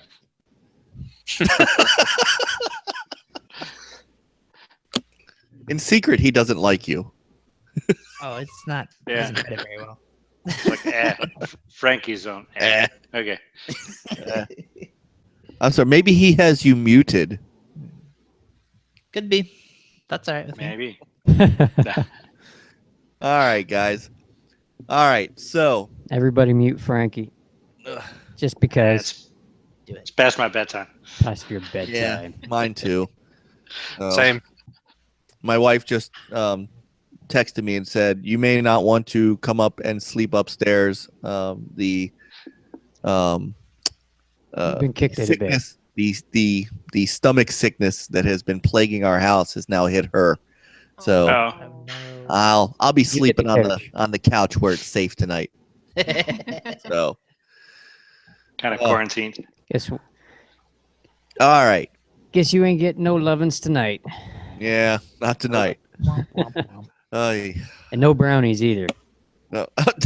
You have brownies? Pookie came back in the chat room and said, "You guys still going on?" I got brownies. So, all right. I want to thank you guys once again. Frankie, thanks for coming in, even late. Of course. I do appreciate you. Of course. I Giving us your aspects of VR and if it was Shouldn't such have nice or done. not. Yeah. Hopefully next weekend I'll have more time with it. I hope I do. I want to be mad. That's like the frustrating part is I spent all this money on this crap and I haven't Really got to sit down and enjoy it. I haven't done anything. In fact, like I have friends that want to come over and play stuff. I'm like, I'm pretty sure like, they're gonna come over. They're gonna spend more time with that thing than I have. Jen's probably messing around with it more than I have. It's whatever. You know what? We need to get her on the podcast then. Yeah, probably. I know she's dying to play Batman, so Batman. it's still sealed. So I don't think she's done it quite yet, but that's the one Nice. that she's itching to play. So All right. So maybe next week we'll get some more I hope stuff. so. So, Juan, Peter, and Jason, and Frankie, thank you guys so much for wonderful. Thanks for having me back. Oh, you're welcome, Mike. This episode, I felt better this week. Last Yeah. week, yeah. This Your week, face looks a little bit better. good mood. Yeah, how's your tan? So, all right. So, on behalf of my wonderful gamers here, and thank you guys in the chat room once again. Always great to have you guys in there. Always great conversations. For those of you who are watching afterwards, our comment section is below. Please feel free to converse with us. Let us know what you like, what you dislike. If you want to comment on anything we talked about, please feel free. Or like randomly and- thumbs down. Right. Make Oh sure. yeah, I got Do that as well. We need to hit at least 4. At least Yeah. 4 down. Yes. 4 down. Where are we? I haven't even looked. 4 down, 10 up. How about that? That's such Where a are we? Where I haven't even looked. Where are we right now? I don't We know. got the big The deuce. downvote is still a view. Such a nice. Nice. I'll take it. Yeah. But we got to get our downvote. I don't know why. It's got to come. Hey, they hit up every single video and hit that downvote. I mean, come on. Somebody downvoted the Yeah. freaking live video. I mean, seriously. They didn't even watch it. They just How do you clicked on do it, that? downvote and leave, you know? Yeah. Right. Yeah. So- Well, if you They do are a jealous. downvote, give us a reason why you didn't like it. They so were we jealous can of our fine improve for it. fins. Yeah, I would love Who to wouldn't hear a be? reason. Tell us what's up. If I you don't don't think like reason has much to do with it. Yeah. well, just no, haters. I know that. Just but, haters. we're not exactly. Oh, we got 2. Good. All right, we're at 2. 2 downvotes. Awesome. Halfway there. All right. Well, Halfway what's food calls, to gents? Halfway to our goal. Yeah, have a good rest of your night. See you one. Yeah, see you All right, later. man. All right, so while he's peeling out, everybody like and subscribe. We love you guys and wish to have you around for longer. Make sure you're checking out all of our other great content from Peter and Jason and Juan and Yaris and Nakapuki and myself. And as soon as he gets his collective shit together, Joe will be doing stuff as well. Yeah, where is he?